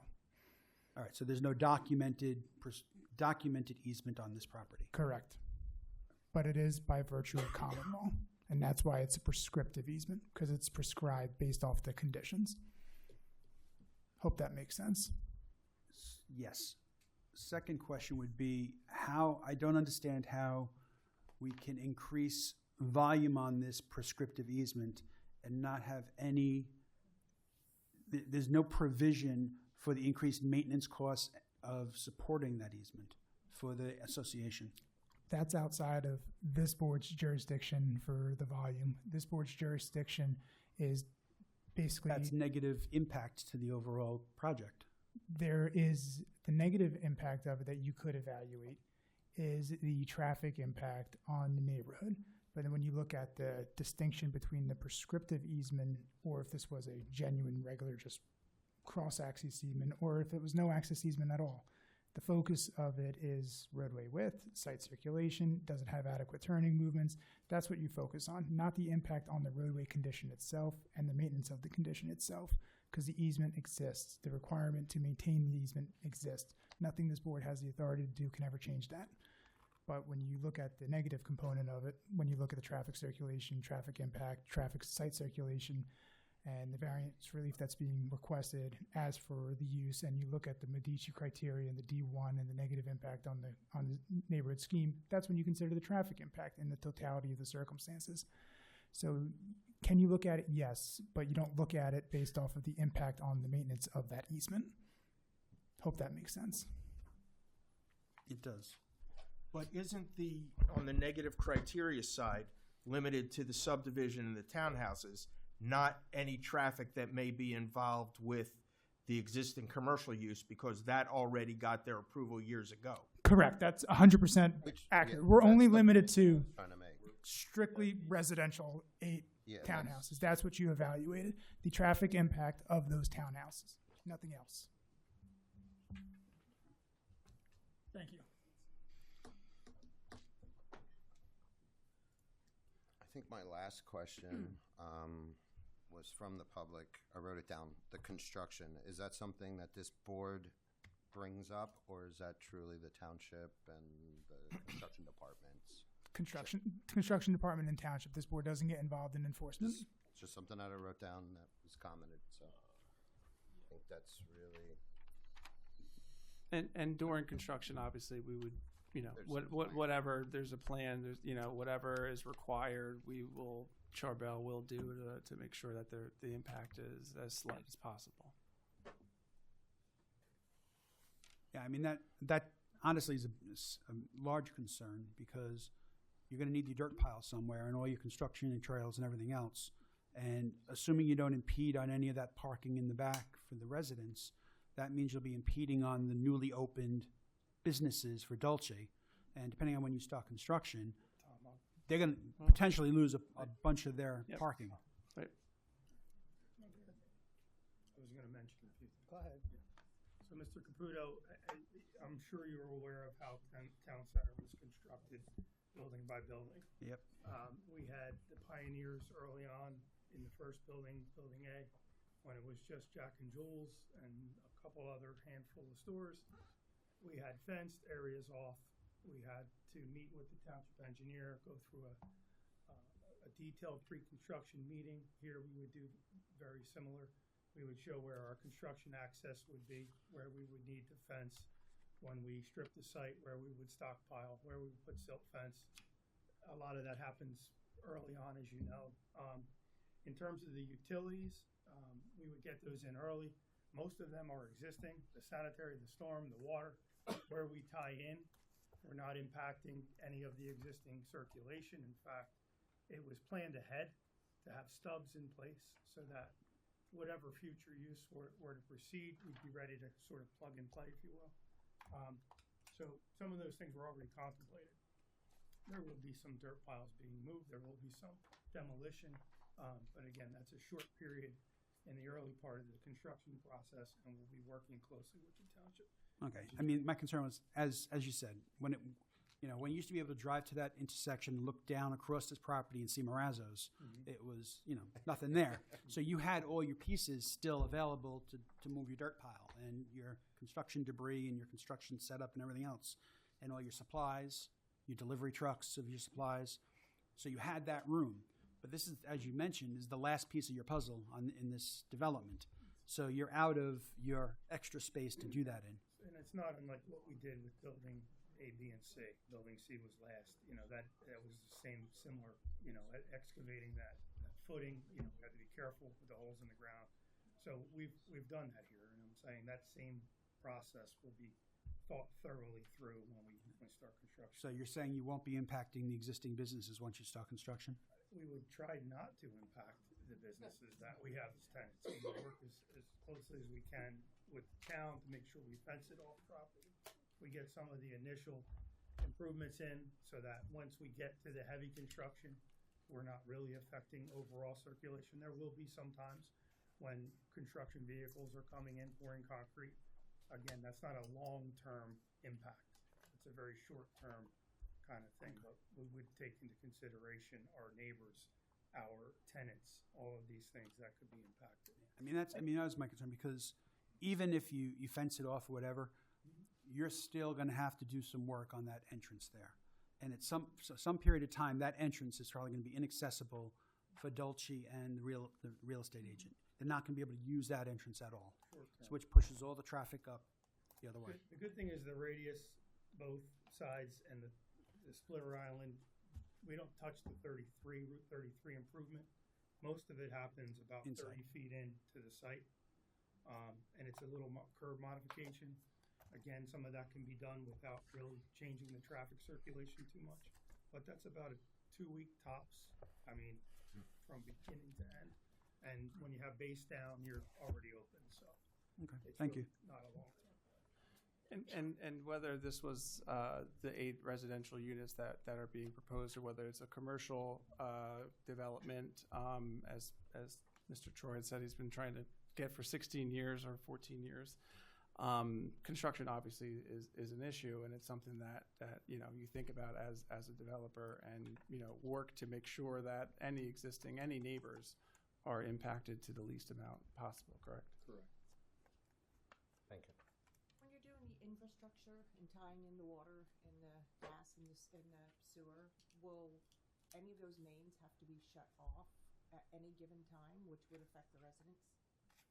The way that the stubs were in place, they're stubbed into the property with valves. The water main has a valve that serves just this property, the sewer main. It's tapped into a nearby manhole.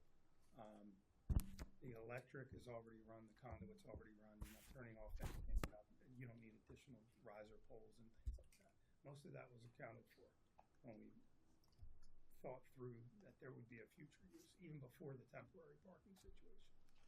And that's what a lot of that paint was in the parking lot. It's marking where all the existing utilities are, confirming that they're still there, and trying to plug and play to, where we would be tying it.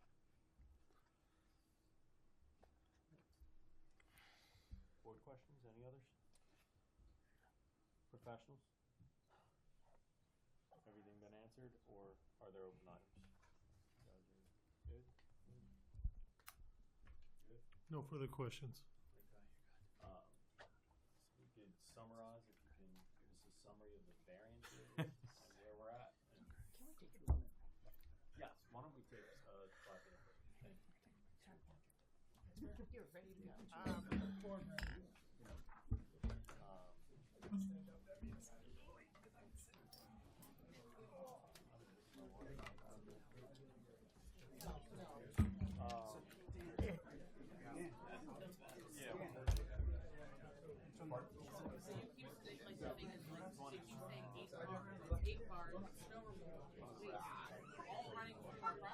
I'll let you know. I'm gonna go explore. That's looking. I'm gonna explore the donut and the.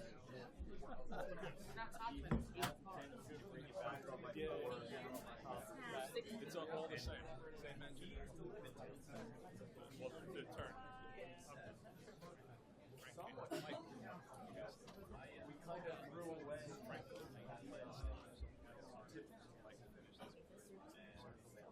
Oh, that's a number. Not a letter. Okay. All right.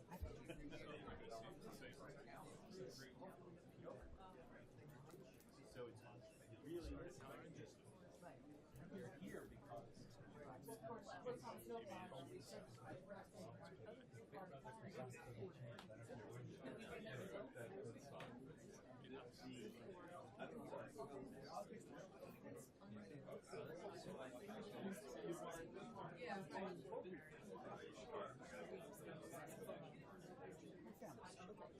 And it's the public Wi-Fi, right? But you've got. Public and private? They're the kind of areas staff.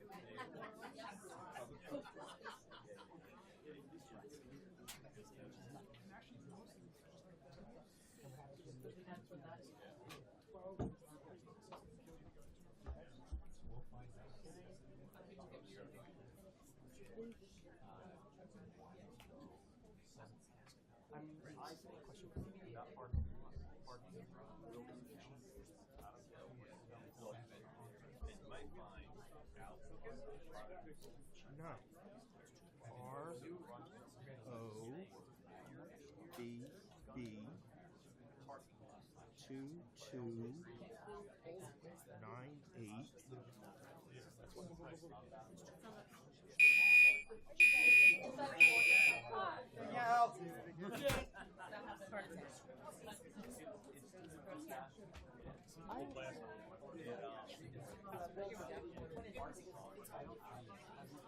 Yeah, it's one. Unless it's for the.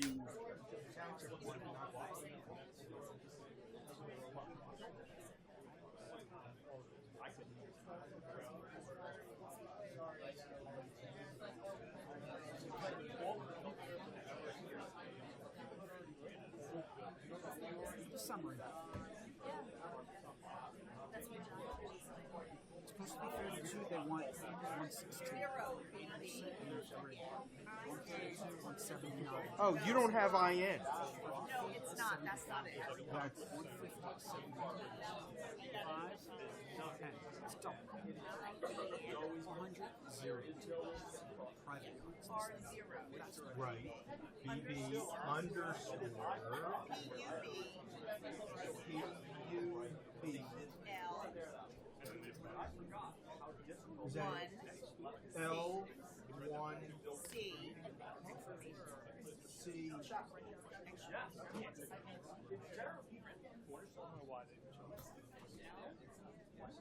Is this for the public Wi-Fi or the? Yeah. Let's try it.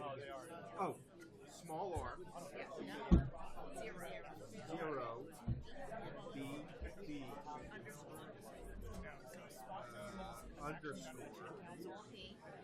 P U E L 1 C. All right. Can I take a picture of that?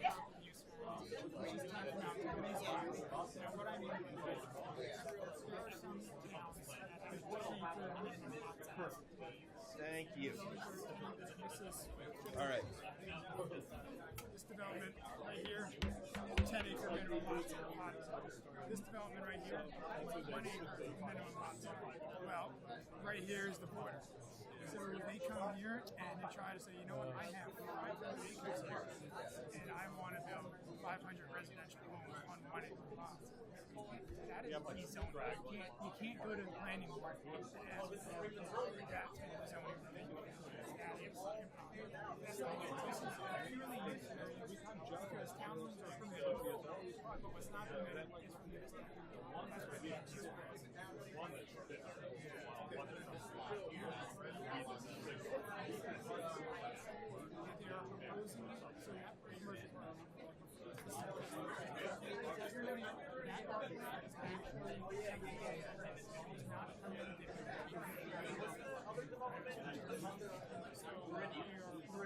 Subdivided and eliminate that cost. They're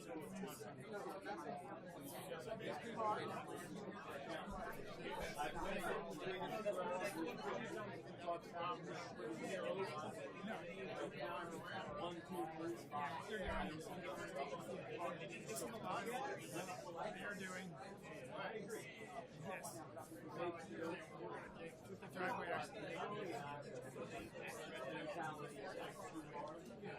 they're just carving like a block. Correct. This is going to have an access road around. We'll see what the board does. You're right. They are. So they're basically pictures. It's access easements. That's normal. Cross access. I see that everywhere. Okay. I just yell at people to make sure that no one misrepresents the law.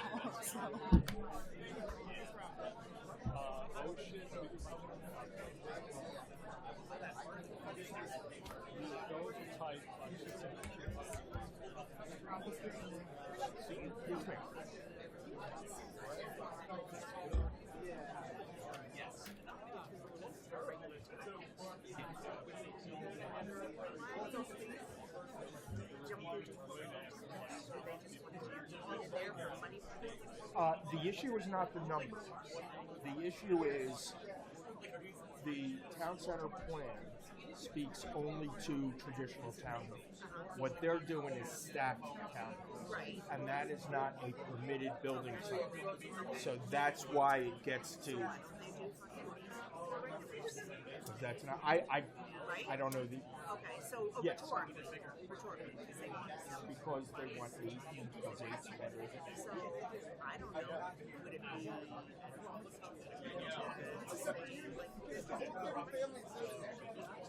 I think the issue is the application in front of us. I think it probably is. I think so. I think so. I just want to understand that. But I think the other reality is that whether it's 4 or 8, that's not what it's the traffic in general that is being run by or is ruled by the commercial place. And that's not before us. No.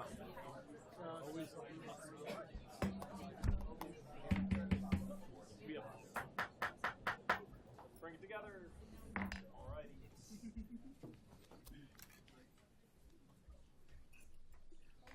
All right, thank you, everybody. Okay, you were just about to summarize the summary. You want it? Thank you, Mr. Chair, members of the board. So tonight's application was for preliminary and final. Before I do the summary, did you want to do a closing statement, or can I just do it? Thank you. So tonight's application was for a preliminary final major site plan with minor subdivision and D1 and D5 use variance relief. D1 use variance was to permit a stacked townhomes. The D5 density variance was to exceed the maximum density for residential dwellings in the zone. The following bulk variances were requested: to exceed the maximum permitted lot width, which was 102.6 was permitted, but 205.5 is permitted for Lot A along Route 33. 147.5 is proposed for along Robbinsville Edinburgh Road, and 238.3 is proposed along the alley. Then for proposed Lot B, 118.6 feet is proposed, where the maximum lot width is associated with the entire building of 102.6.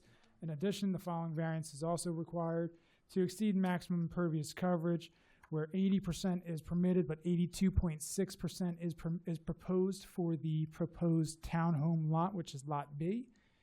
As I mentioned, there was the D5 variance, where there was a maximum of 132 residential units for the zone, but 179 units are proposed for the whole area, meaning there was a previously existing 171 units, but with the addition of these 8, now we're at 179. Also for front yard setback, where 11 feet, maximum of 11 feet from Route 33 is permitted, but 73.4 feet is proposed for proposed Lot B again, which is the townhome lot. Minimum residential setback, where 150 feet for the townhome lot is required, which is proposed Lot B, but 73.4 feet is proposed. Side yard setback of maximum of 5 feet, where for proposed Lot B, the townhome lot, 10.1 feet is proposed on the west side and 10.4 feet is proposed on the east side.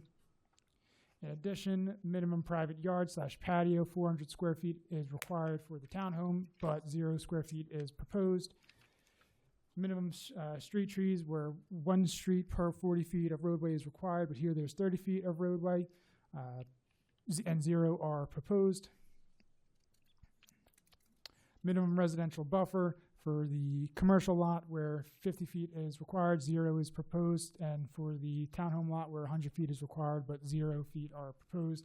And finally, parking. Minimum setback from rear dwelling, where 0 feet is proposed for the townhomes, 10 feet is required. And maximum parking lots / loading area coverage, where 40% is permitted for the commercial, but 55.3% is proposed. And those are the variances, Mr. Chairman. I think you missed one. The minimum private yard patio, 400 square feet, and it's 0 feet. And 0.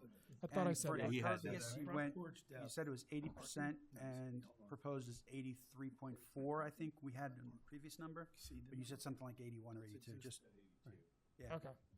So with those corrections, I apologize. Thank you. Council, did I miss any? Well, there are 2 more. Sorry. Two more? Oh, hit me That's with them. okay. That's okay. Front porch depth for the townhouse, 6 feet is required, but we have a few that have balconies, so we're saying there is relief there. The maximum parking, we're adding 2 spaces by removing the unnecessary, cross-hatched area, so we're exceeding even more. Right. Yeah. So we're adding 2 additional parking Yes, spaces. you're correct. And the driveway design waiver for the material, we're using asphalt instead of concrete strips and brick pavers. And then there was a street tree. Yeah, I think because of we removed that I thought you walkway bumped that. to get the 2 extra spots. We can add 1 more tree in. So there's I think 11 trees along the frontage, and we can add 1 more. 11 trees required, 6 existing. We're adding 1. There you go. And then there was one additional issue. It's not a variance, but there's the permission to the transfer of the affordable housing requirement to the Gordon Simpson project from this project. Oh, in accordance with the township's ordinance? Yeah. Understood. And that was 2 units. Right? Correct. Actually, I don't have the number of units there. I think you're right. It was 2. Because they have 8, they would need 20% set aside. And Right. Yep. Do you have any? And I guess the other question Oh, no, it was taken care of last time. Never mind. Never mind.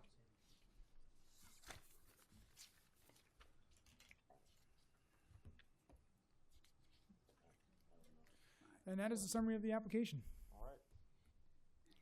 Because this is a use variance, obviously, they do need 5 affirmative votes. Okay, with that, does anybody want to make a motion to approve?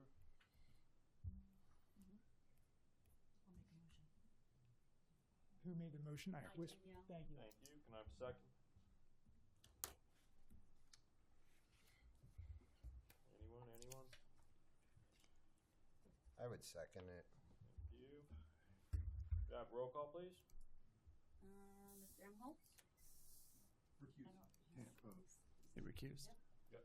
All right, Mr. Jackson? Yes. Ms. Goodwine? No. Ms. Wilder? No. Ms. Oldham? Yes. Mr. Cecina?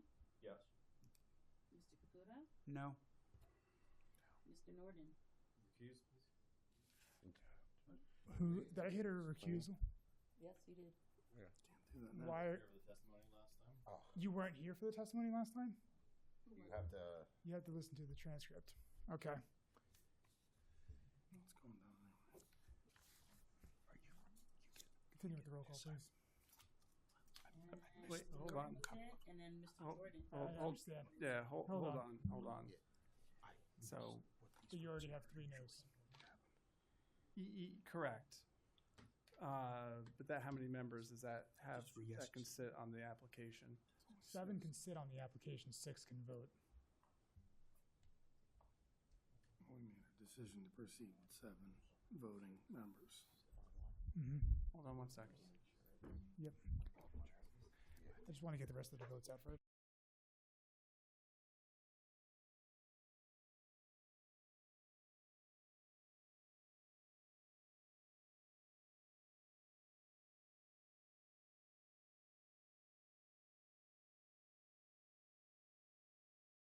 So why? I'm sorry, I can't.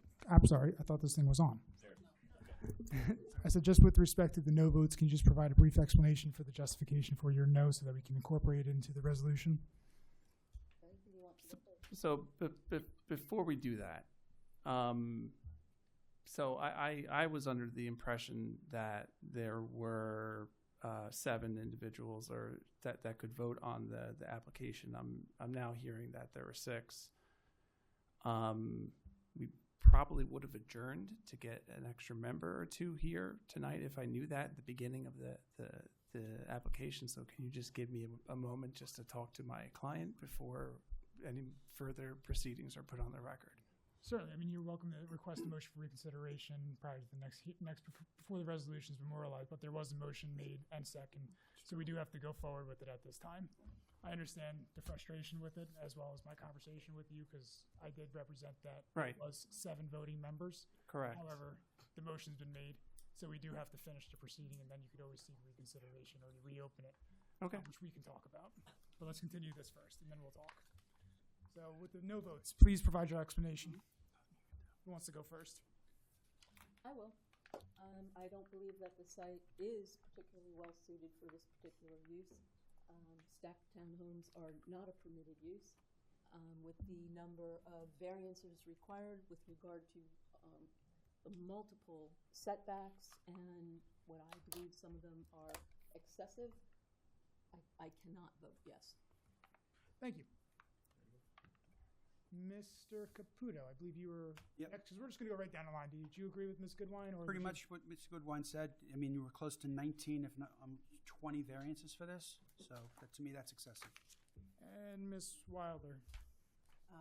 Second and third, that as well. Thank you.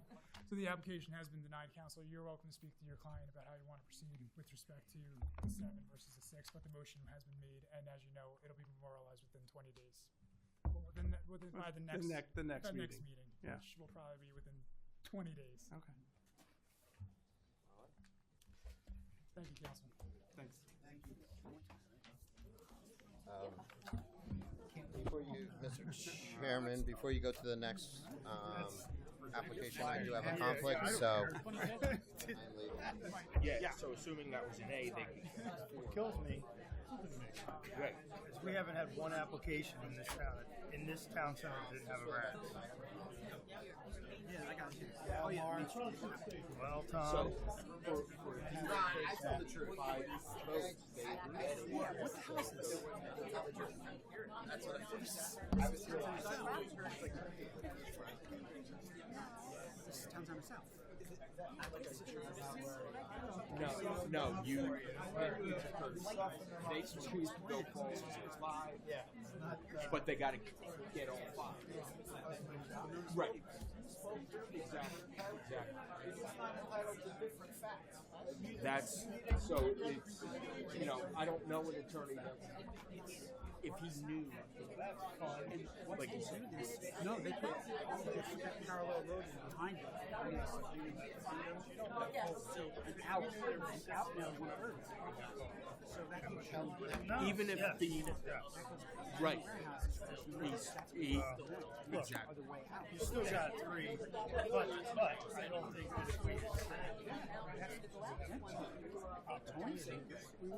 I knew we were going to get to. I'm really a little disappointed. I know, that's why I said you don't think? Frank's coming. Frank's here. He's waiting. They would regard.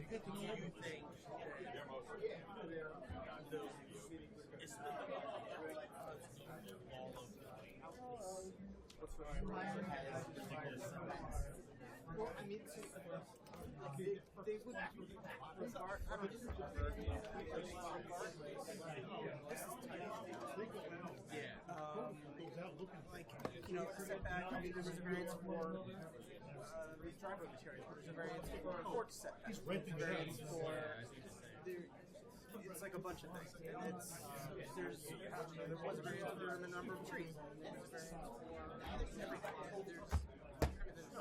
Yes, it's weird that this is in the middle of a lot, but that is correct in saying there's single family here, single family here. This is a transitional type to go from single family to multi-family, more multi-family and that type of position. It's just, it does stand out. And again, there's a lot with variances, there's a lot of depth variances, there's a bunch of things.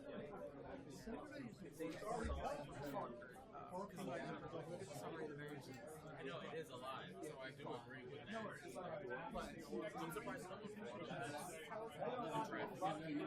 because before it used to be able to go like this, right? So on the building. And if you come here, you're in front.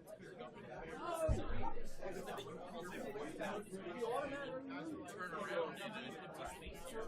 But eventually they can't move it any further. I was looking to see if we move it any further, but the cord here is Stacked townhouses aren't. because if it was just regular townhouses, you would have 4 stacked. They don't need to hear us. Just not like this. It's almost like I would say technicality. It's like it's a semantic.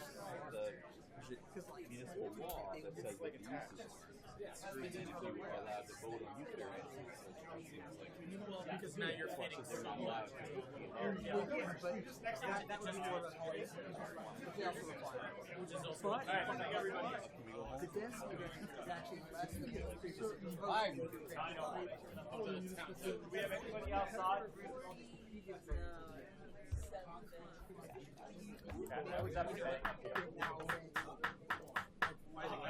Get us something. Use other end. All right, we're getting there. We're getting there. Frank, doing my best. All right, got most people now. Got an hour, Frank. I think we are all good. Yeah, he just asked me. All right. Gotta kick you out. Or sit down. Thank you. All right. You all good? All right. Now I gotta get to my paper here. I'm going to take my time. Well, I'm not going to take the time. All right. Next application that's up is R 25-03-01 Main Street Living. Good afternoon. Good afternoon. Good evening. Represent the applicant, Main Street Living LLC. We've served notice. We've published. The affidavit was submitted to the board attorney, and I think Can you the speak board has louder, jurisdiction. please? I'll take care of it. You got him? Oh, they must have known we were coming. Yeah, I can't. No, you can't do that. You can't close the door. Can't close it. But you can leave the trash can in there and leave the door open. You can leave it partially open. Yeah, that's fine. We get a stopper now. No, so you can't close it because it's public, right? We can close one, they can come in. No, that's fine. We're good. Okay, so I think we do have jurisdiction. The board has jurisdiction to hear this matter. Yes, Mr. Trino. Okay. So the property we were talking about is approximately 5.7 acres in size. It's located in the TC South redevelopment area, has frontage on Main Street and roadway known as Railroad Avenue, but a stone roadway. It's designated on the tax map as Block 1, lots 31, 3301, 34-36. It's located at 7-9 Main Street and 11-13 Railroad Avenue, and the applicant is the owner. We're here tonight seeking preliminary and final site plan approval to construct on this lot a 3-story mixed-use building located along South Main Street consisting of 6,025 square feet of retail, low and moderate income units on the second and third floor of that mixed-use building with 55 on-site parking spaces, including 4 ADA spaces and 6 EVSE parking spaces. And we're also seeking approval for a total of 46 stacked townhomes located within 5 3-story buildings with 126 surface and garage on-site parking spaces, including 2 ADA parking spaces and 50 EVSE spaces. We have a catch-all in our notice, but because this is a as-of-right application, no deviations or design waivers are being requested from the redevelopment plan. The only thing I added to the catch-all was de minimis RSIS exceptions and submission or checklist waivers. There were a bunch, and your planner identified them in his report. And as to the ones that he had the ability to comment on, he said he had no objection with granting those submission checklist waivers. We have previously obtained or applied for various permits. We have a Mercer County Planning Board letter of no interest, the Loney, dated February 20, 2026. Application is pending before the Soil Conservation District. We did get a review letter. We're hoping for the certification of approval shortly. Water would be provided by Aqua New Jersey. That application is pending. We do need a treatment works approval, but there are no other DEP permits required, and this is not it's not located on a state road, so no DOT permits are required. We have 3 expert witnesses to present, plus the owner is here to answer questions. Our first witness would be Jeff Haberman, well known to the board, the project engineer, and he'll provide testimony regarding the existing site conditions, the scope of the proposed development, including details of on-site parking, landscaping, and lighting, and address engineering, landscaping, and lighting comments raised by the township professionals. Our architect is Jack Raker. He'll provide testimony regarding the design of the proposed mixed-use building and stacked townhome buildings. he will go through floor plans of the retail and residential units, and he'll also talk to you about construction materials, and to the extent, I don't really think there are any architectural comments, but to the extent there are, he can address those. Nick Verderies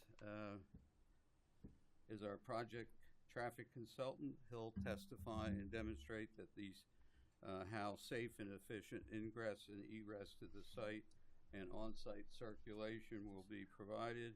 He'll talk about the adequacy of the on-site parking and respond to comments in the review memos from the township traffic consultant.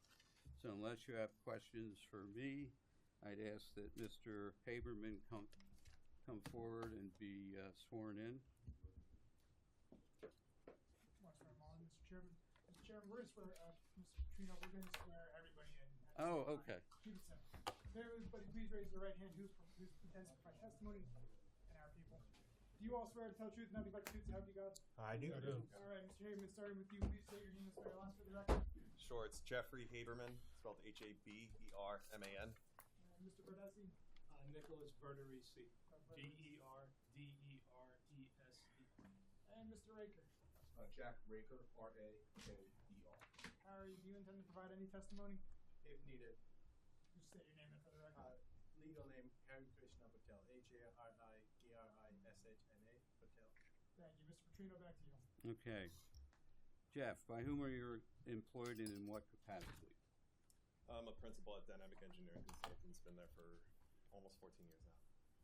What's your educational background in engineering? What licenses do you hold in New Jersey, and are they currently active? So I have a Bachelor's of Science in Civil Engineering from Rutgers University. I do have my professional engineering license in New Jersey. It's in good standing. Have you well, I know the answer to this, but have you previously appeared before this board? A couple times, yes. Yeah, okay. Mr. Chairman, we offer Mr. Haberman as an expert in engineering. Before I let you go with your outline of your testimony, let me ask you a couple of questions. Did you prepare or supervise the preparation of the preliminary and final major site plans last revised May 5th, 2026? Yes. And did you prepare or supervise the preparation of the water and sanitary sewer engineers report last revised May 2026? Yes, I did. Same question with regard to the drainage statement dated December 25. I believe it was the stormwater management report that was last dated Okay. June 2026, yes.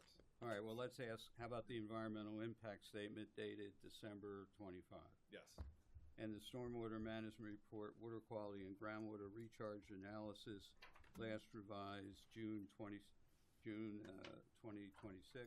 Yes. Stormwater management operation and maintenance manual dated December 25, last revised May 26. Yes.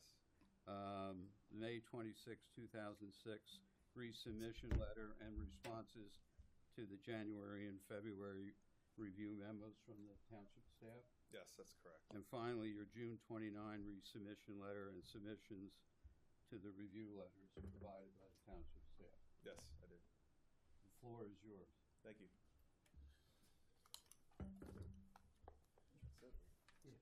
Mr. Haberman, just to confirm, this was the aerial map exhibit that you guys submitted to the details. That's correct, yes. So only enough markers. All right, great. Yeah, this is a whole presentation slide. It's a number of exhibits. I guess Harry here will scroll through them as I get through it. I only have a few that I'll be presenting here, but yes, it's the aerial map exhibit submitted to the board. It's dated today actually as an exhibit, but it was the same plan that we had in our site plan set. A1 it is. Yep. So just identify Exhibit A1. Yes, it's entitled Aerial Map Exhibit. It's prepared by Dynamic Engineering, it's dated tonight. And just for the orientation of the board, the north arrow is to the top of the page here. So what you see here is the existing conditions of the site. The property itself is centered in the middle of the page there. It's outlined in yellow. The blue lines are the zoning lines. Main Street is directly to the north of the parcel, runs east-west. directly, pretty much to the west of the parcel is the intersection of Route 33 and with Main Street, which we were just discussing the prior application, to the north beyond that. Parcel pursuant to the township tax maps is identified as Block 1, lots 31, 33.01, and 34 through 36, with an address of 7, 8, and 9 Main Street. To the south of the parcel is currently undeveloped land. Directly to the west is the Project Freedom Project, Ravens Roadway. And to the west, to the east is Railroad Avenue, which is a pretty small roadway that's part of the Block 1 redevelopment area with commercial uses beyond that. Just one clarification, the line, the blue line, excuse me, here actually has been moved. Was the former demarcation line between the town center south redevelopment area and the Block 1 redevelopment area as part of the whole subdivision that this board approved a couple years ago. This blue line actually now tracks with that yellow line. So I appreciate the clarification. I think we're clear. Thank you for that. So yeah, from a zoning perspective, it was previously split zone. The town center south redevelopment area was to the left, or the western side of the property. To the east is town center district, but the property overall is superseded by the Block 1 redevelopment plan and the zoning regulations contained therein. The total lot area is 5.7 acres, so just shy of 6 acres, and it was partially previously developed with a number of structures along Main Street, which have been raised in the past few years. There's also an existing single-family home and a number of other structures more interior to the site within the area that you might see the clearing in the center of the site there. That home currently has access directly to Railroad Avenue, which connects up to Main Street. So as there was a few structures and uses along Main Street, there were 3 existing curb cuts, non-conforming on Main Street, and the plan for this new project is to close all those existing curb cuts and propose 2 new curb cuts, which we'll show you on the proposed development plan.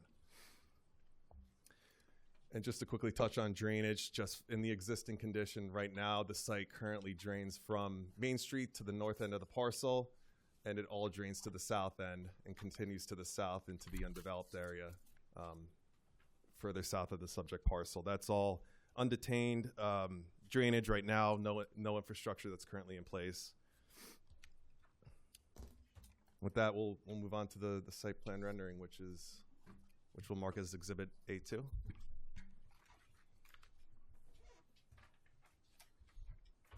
Just for the record, Ms. Wilder is departing the meeting. Thank you. So this, I'm sorry. Sorry. One of the board members had to leave.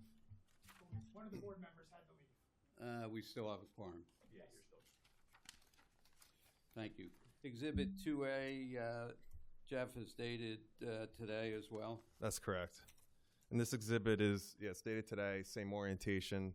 This is essentially just a colorized version of the same exact site plan that we had submitted to the board and was reviewed by your professionals. Just to quickly, the beige, those are all the buildings, the new structures. Green is open space. The sand color are the infiltration basins. There's 4 in total scattered throughout the site to manage stormwater in different areas on site to break it up. And the gray areas are the pavement, the drive aisles and the parking spaces. So I've been retained dynamic engineering by my client, Main Street Living, to review these existing conditions and the constraints and prepare the site layout that's before you today. I've been to the site on numerous occasions and worked on several projects throughout Town Center in general. Reviewed the property survey that was prepared by others, very in tune with the Block 1 redevelopment plan, which we designed the site to, as well as the Township Land Use Ordinance, and we have copies of all the professionals' review memorandums and have had several calls throughout the past several months to address their review commentary, and we're prepared to speak further on that tonight. So to start, we're here tonight seeking preliminary and final major site plan approval. For this mixed-use development, again, as Mr. Pacino indicated, there are no variance relief being requested. Also, no design waivers that we're requesting here. So this is what we might call an as-of-right application from a zoning perspective. I'll start. This is really two components. This site plan layout. The northern end, which has direct access right on Main Street, is a mixed-use building. Mr. Pacino indicated earlier, it's a 3-story structure, where the bottom story, the ground floor, is retail, and the second and third stories are affordable units, low and moderate income affordable units. And there's 10 total, so 5 units on each floor. And that's the parking lot directly behind it. You can see the building is oriented right along Main Street, which is in accordance with the Block 1 redevelopment plan and the setbacks that are described therein. As you move down to the south, there's an interconnecting drive aisle that leads to what we're calling the stacked townhome portion of the development. So in the back here, there's 46 total stacked townhomes. Similar to the prior application you heard, Mr. Raker will go over how the units break up. But that's 46 units in total. Each have a driveway space and a one-car garage, in addition to guest parking and other parking that's situated along the western portion of the site and along the southern portion of the site here. Mixed-use building, just to describe that a little bit more, the total footprint of that building, 7,530 square feet. Of that, 6,025 square feet of that footprint is retail space. The remainder of that space constitutes utility rooms, just general maintenance rooms, and Mr. Raker will point that out later. Is that built on a slab? It is, yes. The breakdown of the residential affordable units, it's 2 one-bedroom units, 6 two-bedroom units, and 3 three-bedroom units. In terms of the stacked townhomes, real quick, the buildings, I mentioned there's 46 units in total. Half of them, or 23 units, are 2-bedroom units. The other half, the other 23, are 3-bedroom units. From a general bulk requirement perspective for the overall site, this layout is in compliance with all the bulk standards. The total proposed building coverage is 16%, or just shy of 40,000 square feet in total, whereas the maximum allowable in this redevelopment area is 30%. So we're pretty much half of the amount of building coverage you can have on the site pursuant to the zoning. Likewise, with the impervious coverage, this proposes just shy of 50% of impervious coverage, and the redevelopment plan allows for 75% maximum impervious coverage. So again, the stacked townhome units, being able to have those stacked units helps to bring down the impervious coverage and spread out some of the open space on the parcel, so that we're not realizing the full yield you could have in terms of the impervious and building coverage on site. Roadway circulation-wise, I mentioned there were multiple curb cuts along Main Street. We are planning to remove those and plan 2 new curb cuts, one on the western side of the new mixed-use building and one on the eastern side of the mixed-use building. The western driveway will be restricted to rights outs only. We're going to restrict the left turn out of the site, just given the proximity of that driveway to the intersection with Route 33. That was a comment from your board traffic engineer, and we've decided to restrict those left turns out at that driveway. Full movement in, though. On the eastern, we're proposing no restrictions on in or out movements. But we did perform, a site distance diagrams to confirm that those driveways those driveways do have adequate site distance, looking for this driveway to the left towards Route 33, so they can make that right out maneuver safely. The parking lots themselves, they're all designed and serviced with 24-foot wide parking aisles, which allows 2-way movements throughout the site, and full site circulation for all the vehicles that will be accessing the site, including your EMS vehicles, your fire apparatus, deliveries to the rear townhomes, and that satisfies the ordinance requirement of 24 feet.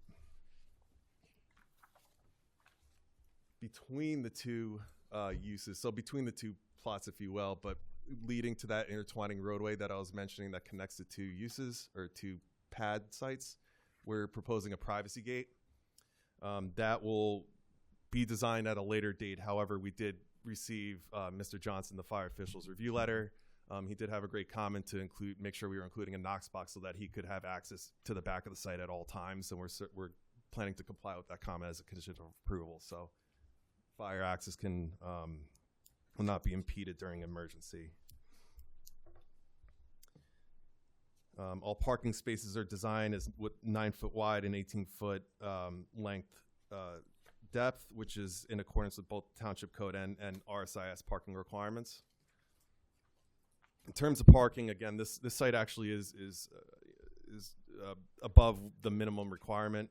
For the mixed-use pad up at the north end of the site, 39 spaces are technically required, and 55 spaces in totality are approved for both the 10 units as well as the 6,000 square feet of retail at the ground floor. That includes. That again. I'm sorry. Could you repeat those numbers? Sure. 55 parking stalls are proposed. 39 are required, and so we're parking over it by 16 stalls, which I think is appropriate in this case. With the 10 units, the residents, as well as the 6,000 square feet of retail on the ground floor, we just to have that turnover, and we want the residents not to have to fight for parking. So I think that provides that extra flexibility from a parking perspective.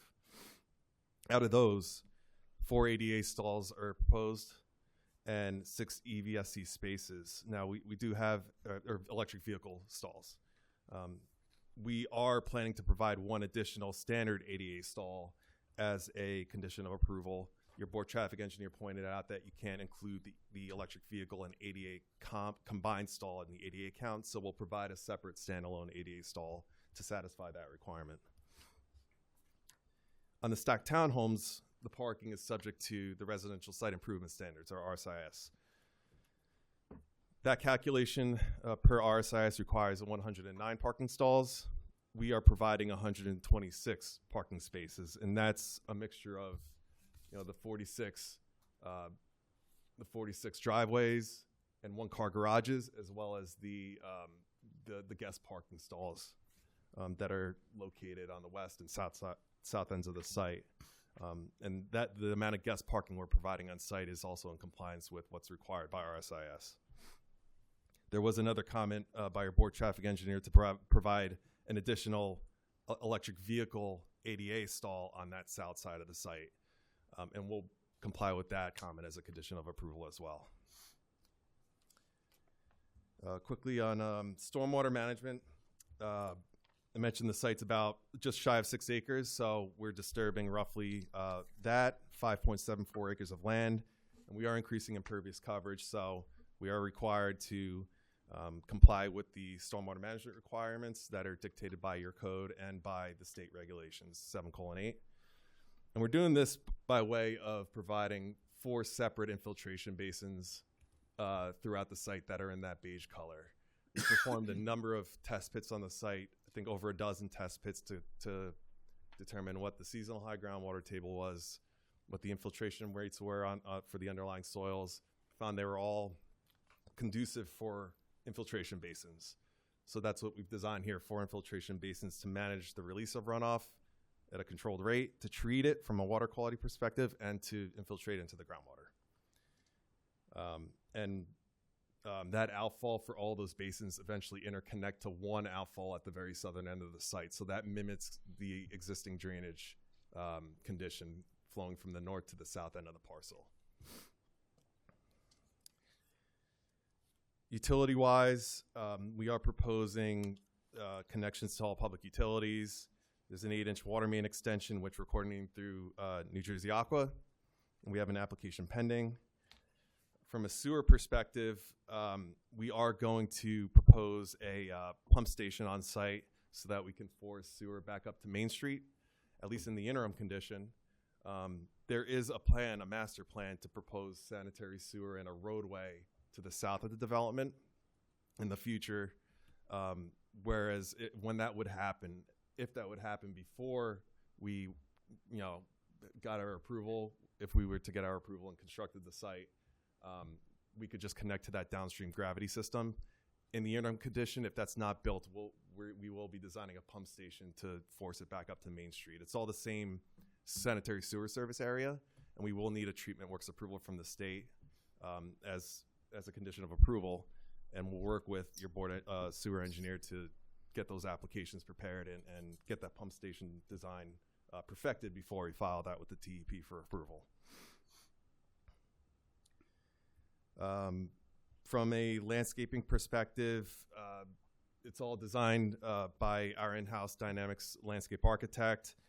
In total, it's roughly 830 new plantings on site, which includes 48 different varieties of plantings, which are all, or a vast majority of them are native plantings and weather resistant. That includes 211 new trees throughout the site.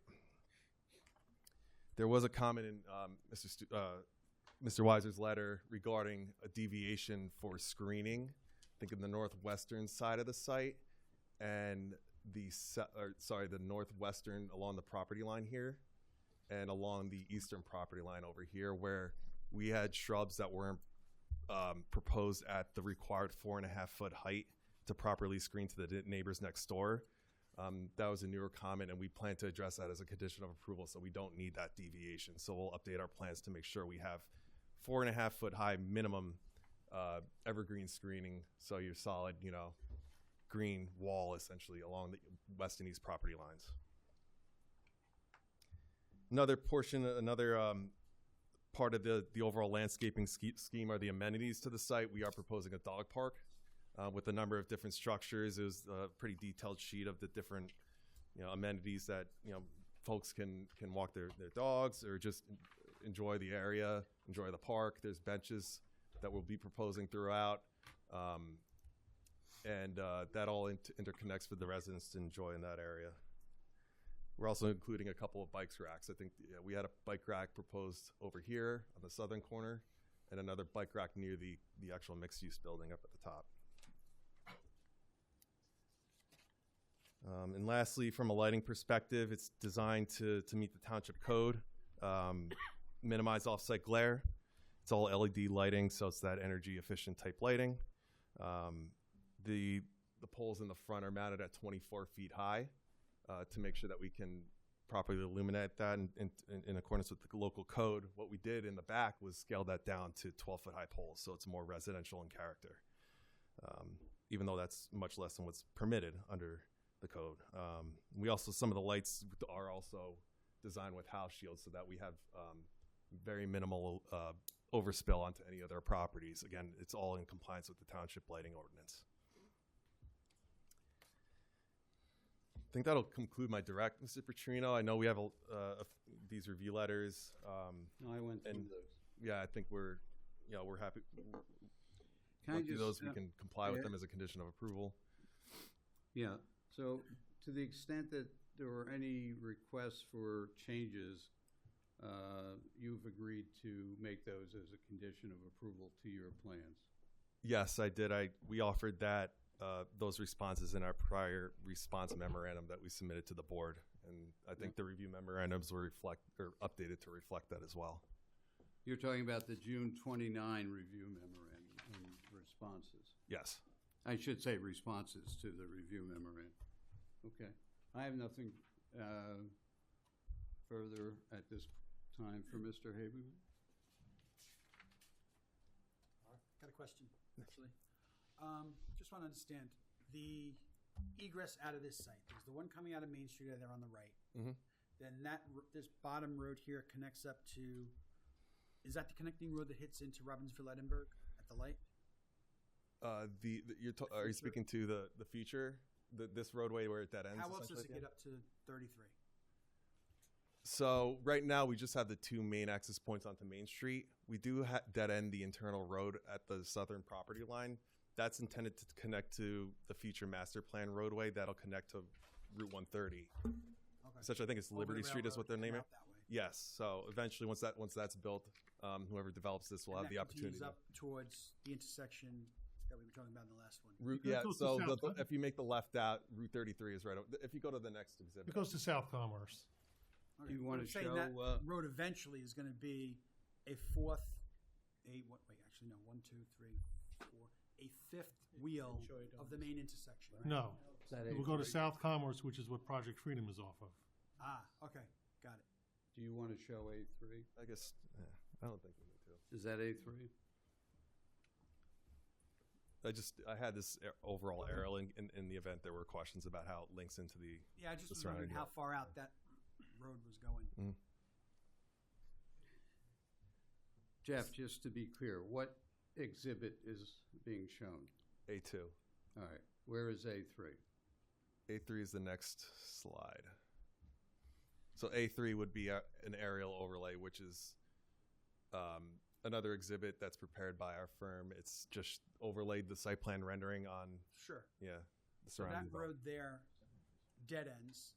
Eventually going to come down here and go down to the right. Off Yes. the map through there. Through here. But the top part of that road is outside your property. But isn't there a road that continues just to the left of your property line? There's a road, Ravens Road, I think it's called, right? It's a That comes maintenance down road. This way. Okay, so that one's Yeah. not intended to open up to be a fifth No. spoke on the wheel. No. Okay, so it connects to the one to the left over there. It will connect from here up to here. Up to there, got it. Okay. And that piece is already constructed. If you go past the red water tank, the road's already been constructed. I just want to make sure we weren't breaking through and adding a fifth spoke on that intersection. Oh, no, yeah, not at Ravens. Yeah. That'd be Just to be insanity. clear, I'm sorry. No, we're good. I'm good there. Just to be clear for the record, A3 is dated July 28, 2026 as well. Yes. Okay. That's correct. Thank you. No, I'm good. Thank you. Site plan wise, that was my one question. I just wanted to make, because your picture ended, so I just wanted to make sure where it fit in with that one. So that's fine. I'm good. That's. Thank you, Mr. Caputo.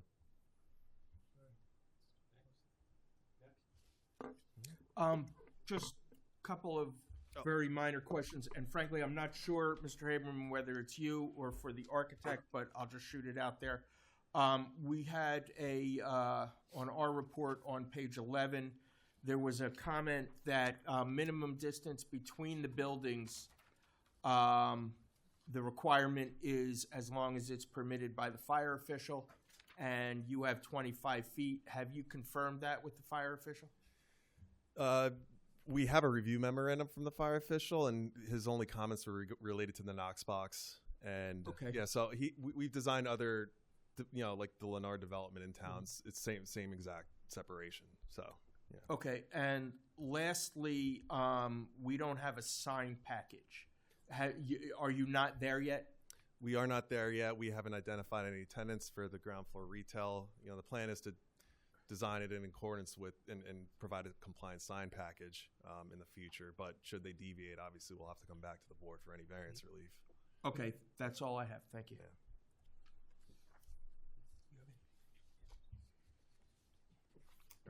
Thank you. Mr. Chairman, this is John Banerjee from our office. He's sitting in for Carolyn tonight. Okay. Probably see him more as time goes on, but you did have one question. Just one question.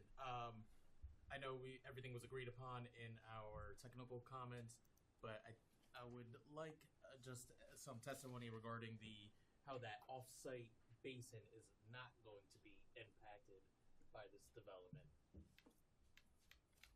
Sure. So the offsite basin we're speaking to is part of Project Freedom, right? This one? Yes. Yeah. So our outfall it's hard to see on this image, right? But it's probably the appropriate image.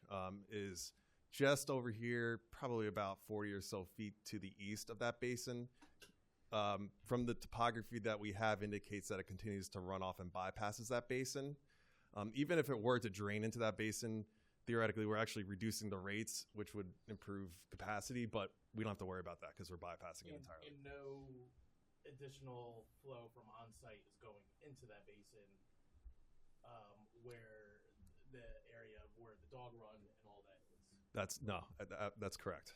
We're collecting all that runoff. Thank you.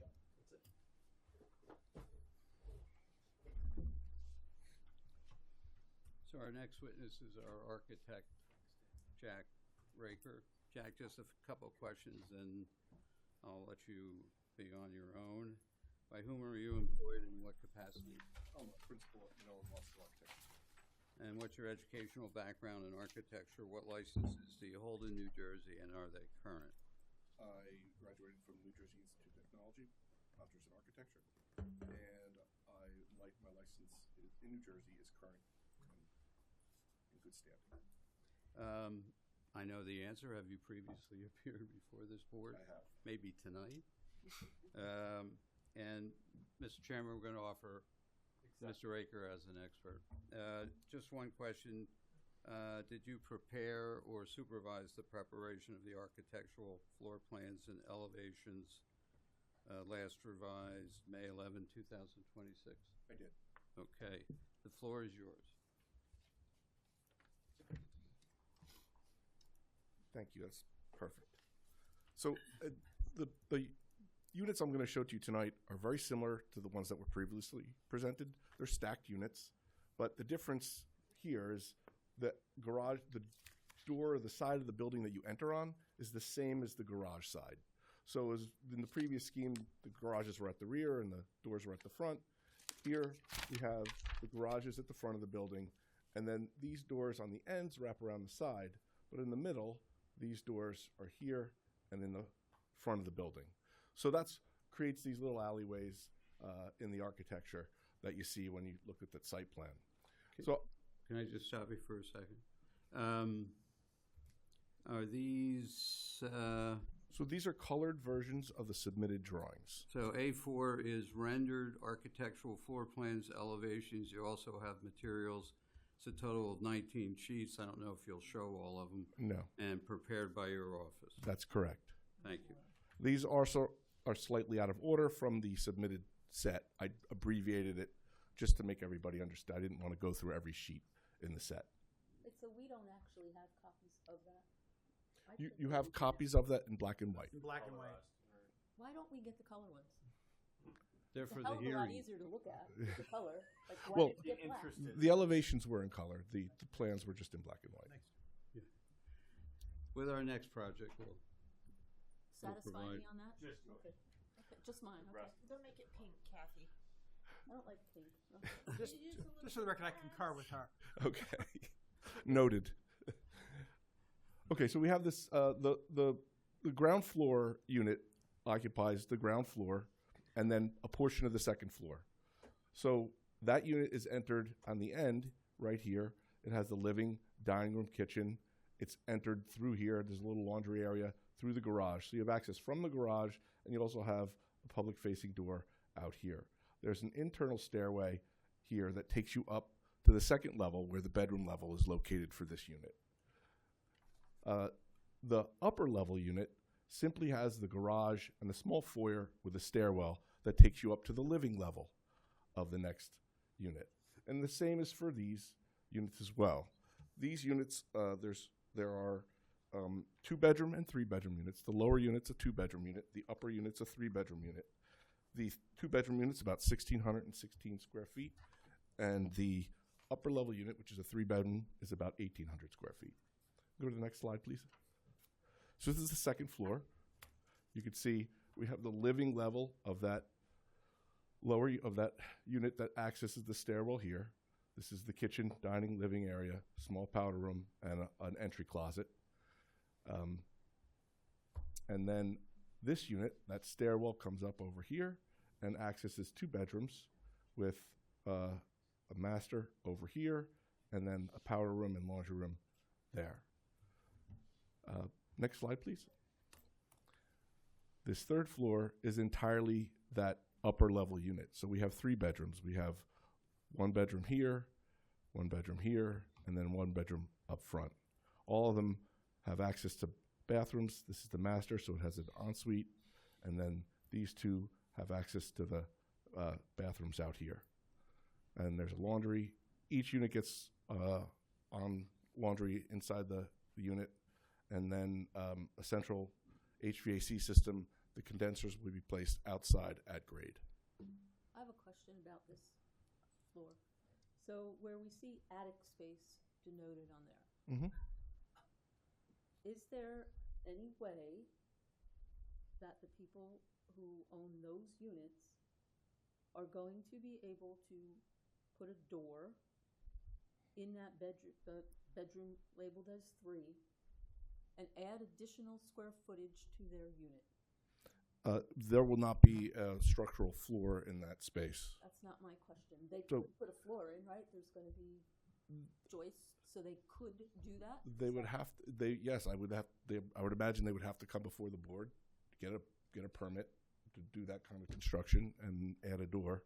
So you'd be entering a Can we space put through a, another bedroom. Deed restriction on those, that they cannot have square footage added to that floor?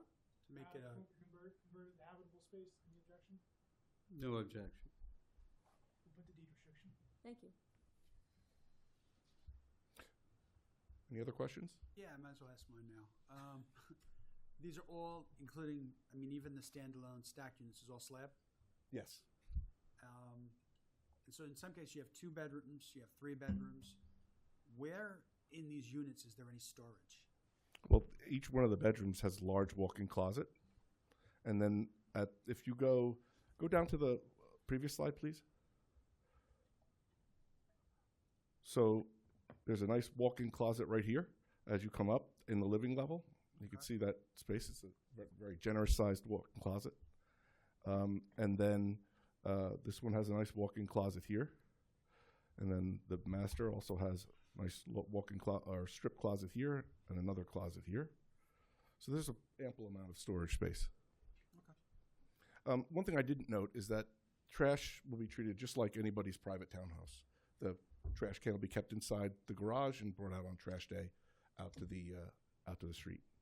Jack, just height, where these buildings conform to the, They do. They're 3 stories. The stacked towns are about 39 feet high. and what's permitted? 45. Trash is gonna be private or public? Most likely private. I'm not sure what private, trash, or public. Are you going to work with the city or? Yeah, whatever works. Could be association.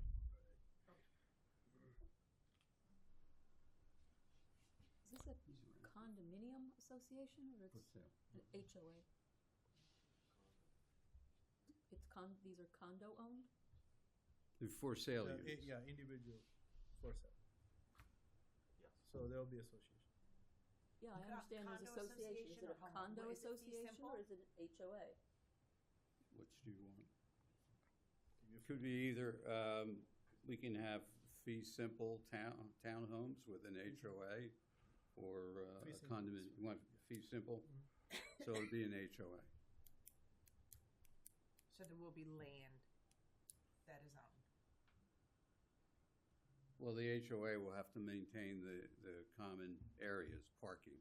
And the basins. Rec. And the basins. Basins, Yes. right. Right. Dog park. Condo association. So that's all part of the association. Is They there don't any- own it, they maintain it, and there'll be a budget adopted, and each unit owner will be assessed. Right, but is there any little like backyard space or anything for these condos? There is a common space. Common space. I guess, let me, if I may, is there any land outside of the box that the homeowner is going to own? No, No land, so it will be condo. It'll be not- condo. Not fee simple. no, it can be, it'll be HOA, it'll be fee simple with an HOA. Fee simple, they'll own their unit. What about the roofs? There, you have one You have stack somebody is without a roof. two property owners under Well, one that, I mean, that's a detail that we have to, I mean, typically, we wouldn't maintain the roof, but it could be part of the association. It's really up to the owner, how he wants to divvy up those responsibilities. So either way, end of the day, they're either be a condo association or HOA association, and you'll fold the docs 2 hours. Well, the docs will be subject to your approval. Correct. Either way, there will be some sort of an association, condo or HOA. We'll review the docs as a condition if the board is so inclined to act favorably. Does that work? That work for everybody? Okay, good. Any other questions before I move on? Okay, next slide, please. So these are the elevations of the building. You can see the 4 garages, that space between that you head down, you access the lower units over here on this side and on this side, and then that space in between. There's 2 building types on the project. I'm not going to show you both because they're very similar. One just gets an extra unit. I'm just going to walk through the one unless you have any questions about the other. But the overall style is sort of a modern farmhouse. We're using a lot of light materials with some dark contrast, black windows. We thought it's a really nice, elegant look for the project. All quality materials. You can go to the next slide, please.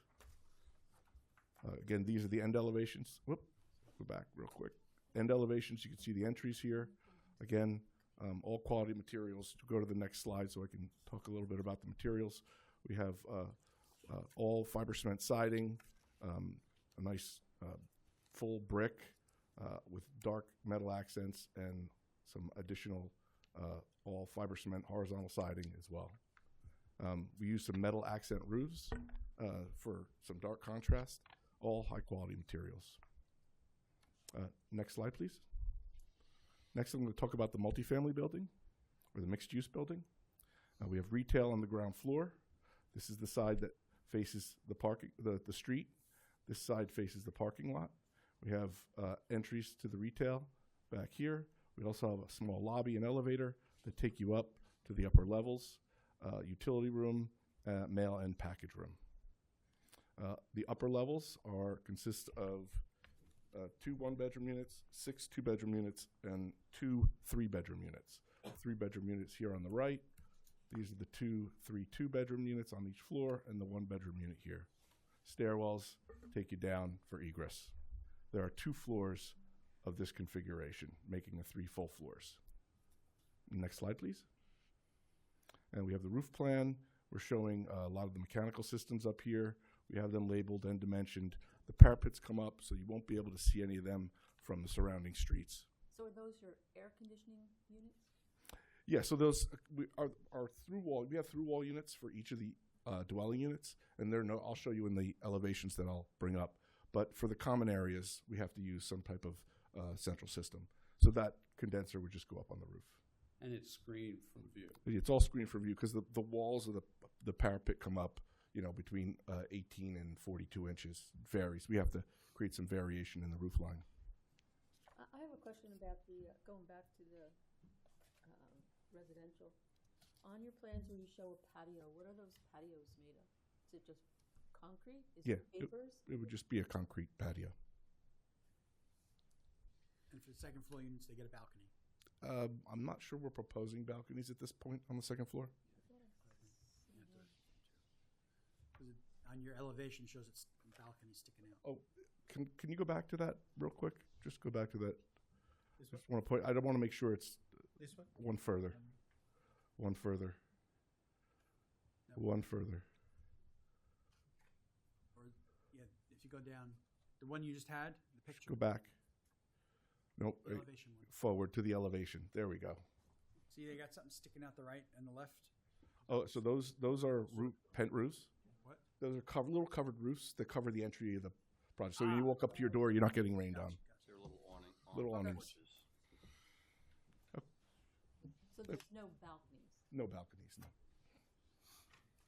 no. We do have some signage. It's just standard to show that we can comply with the sign ordinance, but it's not the actual signs that are going to be presented. They'll be presented when they get designed. Right, we're not seeking approval for signage. Yes. At this point. Next slide, please. These are the elevations of the mixed-use building.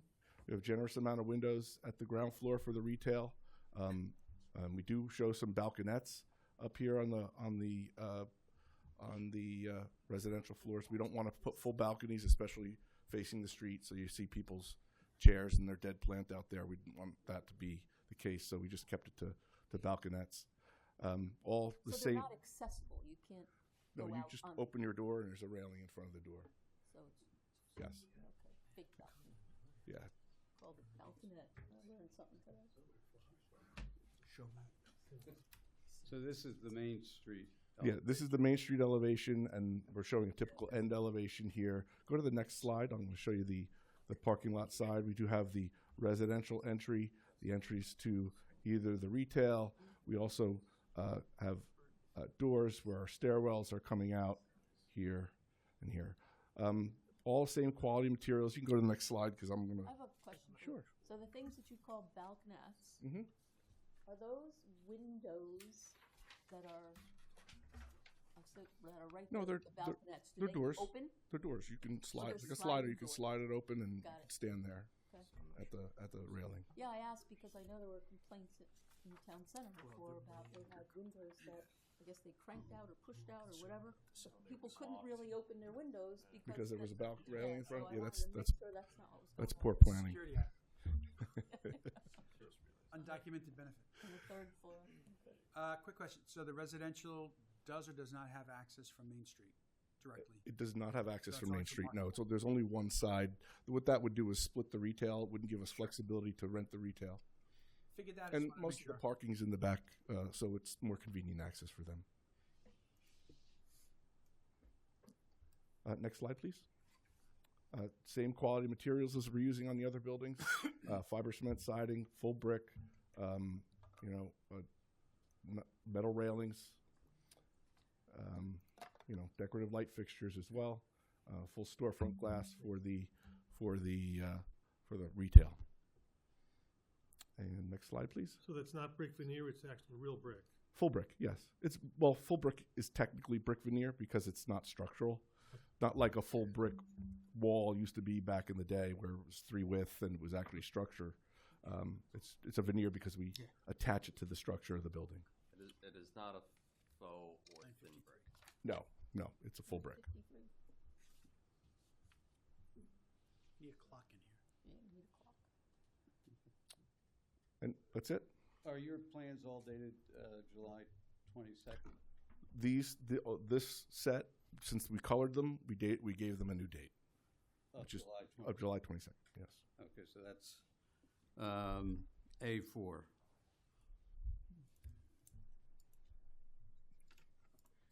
Any questions? I have just a couple notes.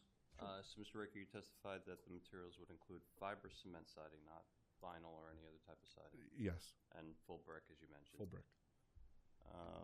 I'm satisfied with the materials. The only other comment I want to make on record is you talked about some condensing units on grade. Correct. Not for the multifamily mixed use building, just for the townhouse. the townhouse. Yeah. And a question that came up in our letter that you addressed, that you said you would address in testimony, is that any and all roof or ground mounted equipment would be properly shielded. Correct. Okay. And just a reminder that the township building officials reserve the right to ask for additional screening should those elements be visible to the public. Absolutely. Thank you. So whereabouts are those condensing units for the residential? I believe they're located on the site plan, but Mr. Hibben would have to answer that question. They're not real? They're on the site plan? I'm sorry, it's late. Yeah, it's late. 10 o'clock, Frank. Get this thing that they post. Hmm? You can get this thing that they Could you point them out for the board? I guess you'll see the site plan anyway, right? We'll go back to the site plan. The second sheet. A2. Sorry? Yeah, so the condensing units, there are little areas like shown here in the back of the building, and we'll have to screen them. I think that was one of the notes that we added to the landscape plan, that any condenser units would be screened. You can see the little concrete pads that are like, not the bigger ones that are the patios, but they're the ones in between over there. Can't see 'em. And they're typically localized to the townhouse units? Yes. Because of proximity and conduit run? Yep. So every block will have their share of condensing So it's units? 2 condensing units a patio, 2 condensing units a patio, 2 condensing units a patio. That's what I believe they're showing. Yes, I would agree with you.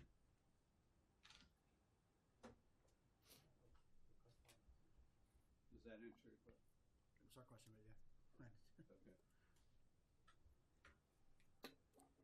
Anything further from Mr. Raker? For me, professional satisfied. Any questions? Nope. No, I do have some questions. Go. It does not appear that those roofed structures on the sides of the buildings, covering the entranceways, are shown on the site plans. And raises a couple of issues. How will that impact building coverage? How will it impact impervious coverage? And how will it impact the distance between the buildings? Again, getting back to, did the fire official see these or not? And what is now is it 25 feet or something less than 25 feet?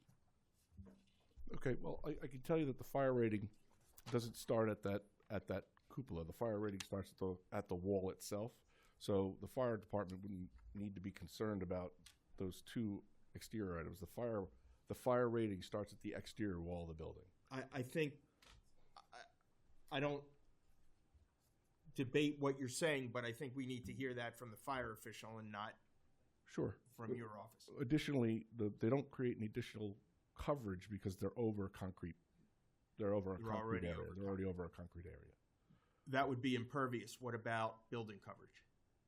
So I'd have to read the definition of building coverage, whether those open structures would be part of the building coverage or not. I'd have to understand that definition a little bit better. Okay, can we get those figures? Absolutely. And can we also make an assumption that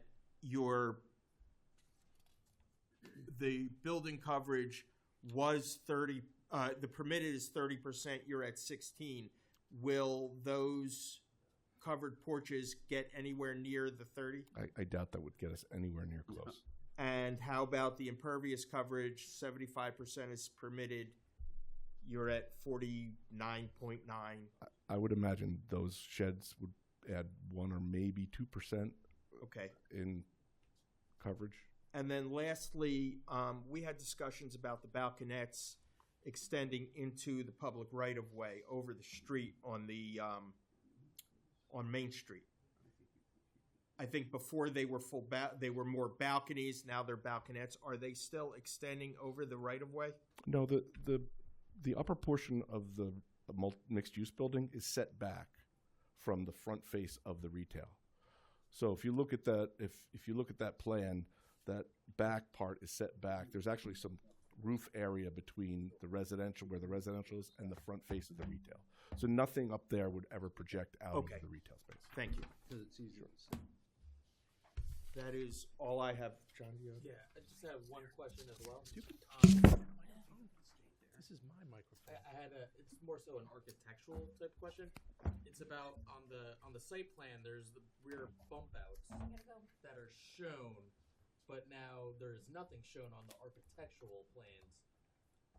The site plan, it almost indicates that there are little balconettes at the rear of the townhouse buildings, whereas, the architectural plans are not showing this. What's shown on the site plan are the patios. I do not show the patios in my. There's something small, and it's even it's hard to see. It's the darker color. It's almost the same color as the building. So let's go. Yeah. It shows it on the floor plan as a dotted line. A projection at the upper level, like Oh, a bay, it's like not- a bay window. Yeah. That's all they are. They're Yeah. not balconies. Correct. Okay.